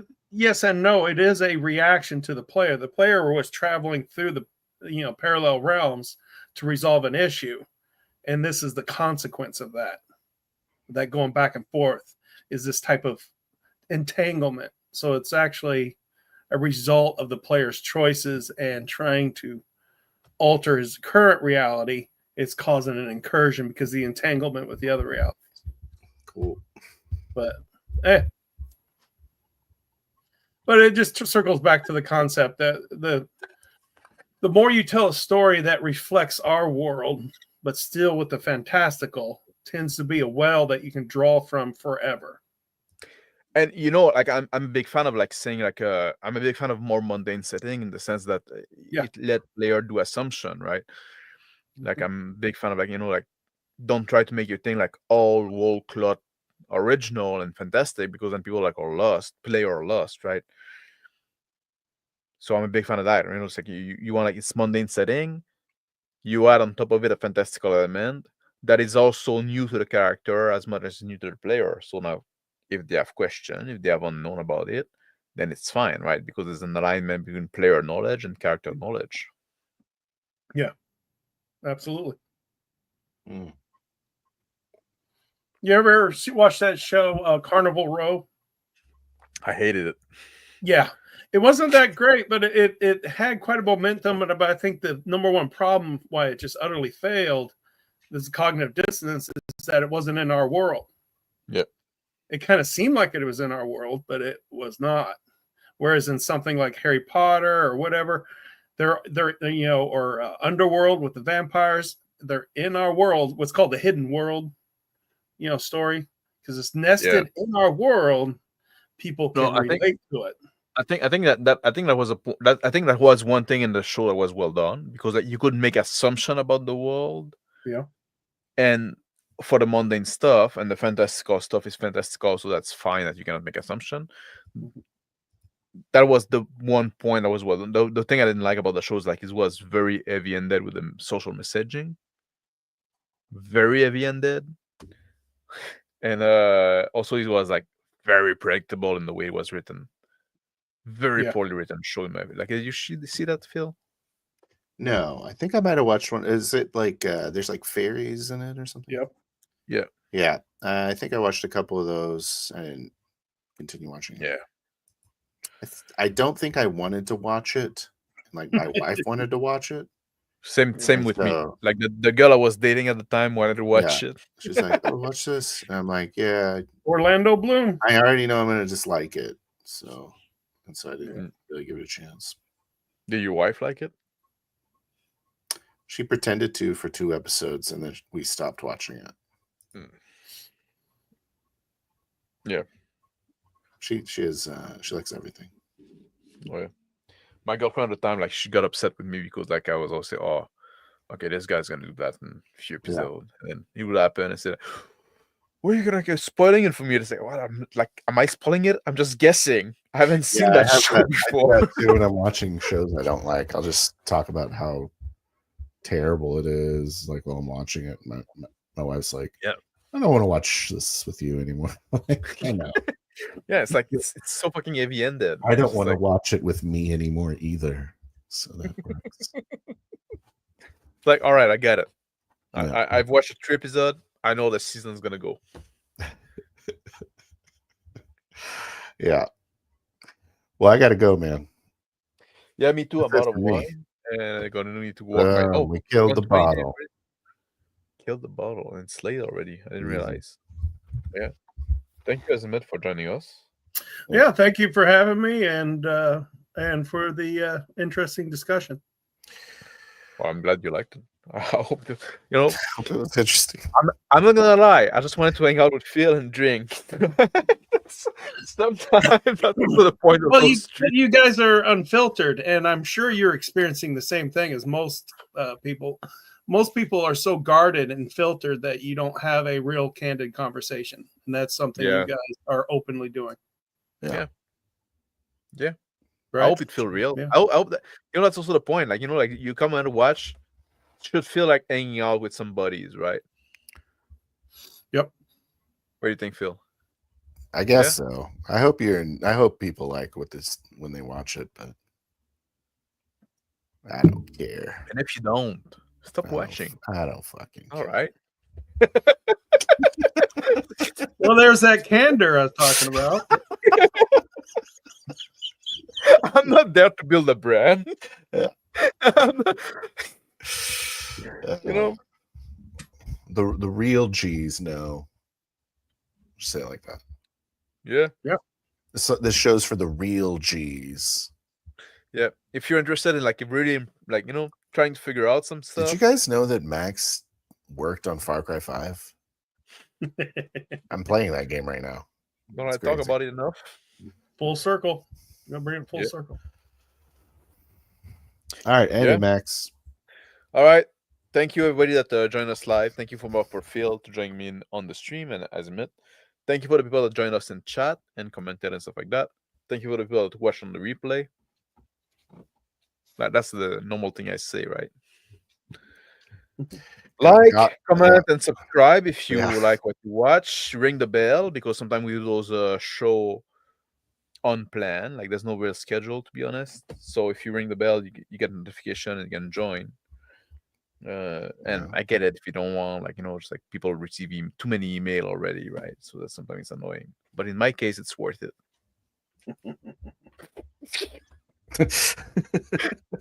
Take care. And the stream now. Bye. God bless. Oh, tomorrow we're playing Horizon again, I guess. Oh yeah. There you go. Tomorrow. Tune in. Good for you. Bravo.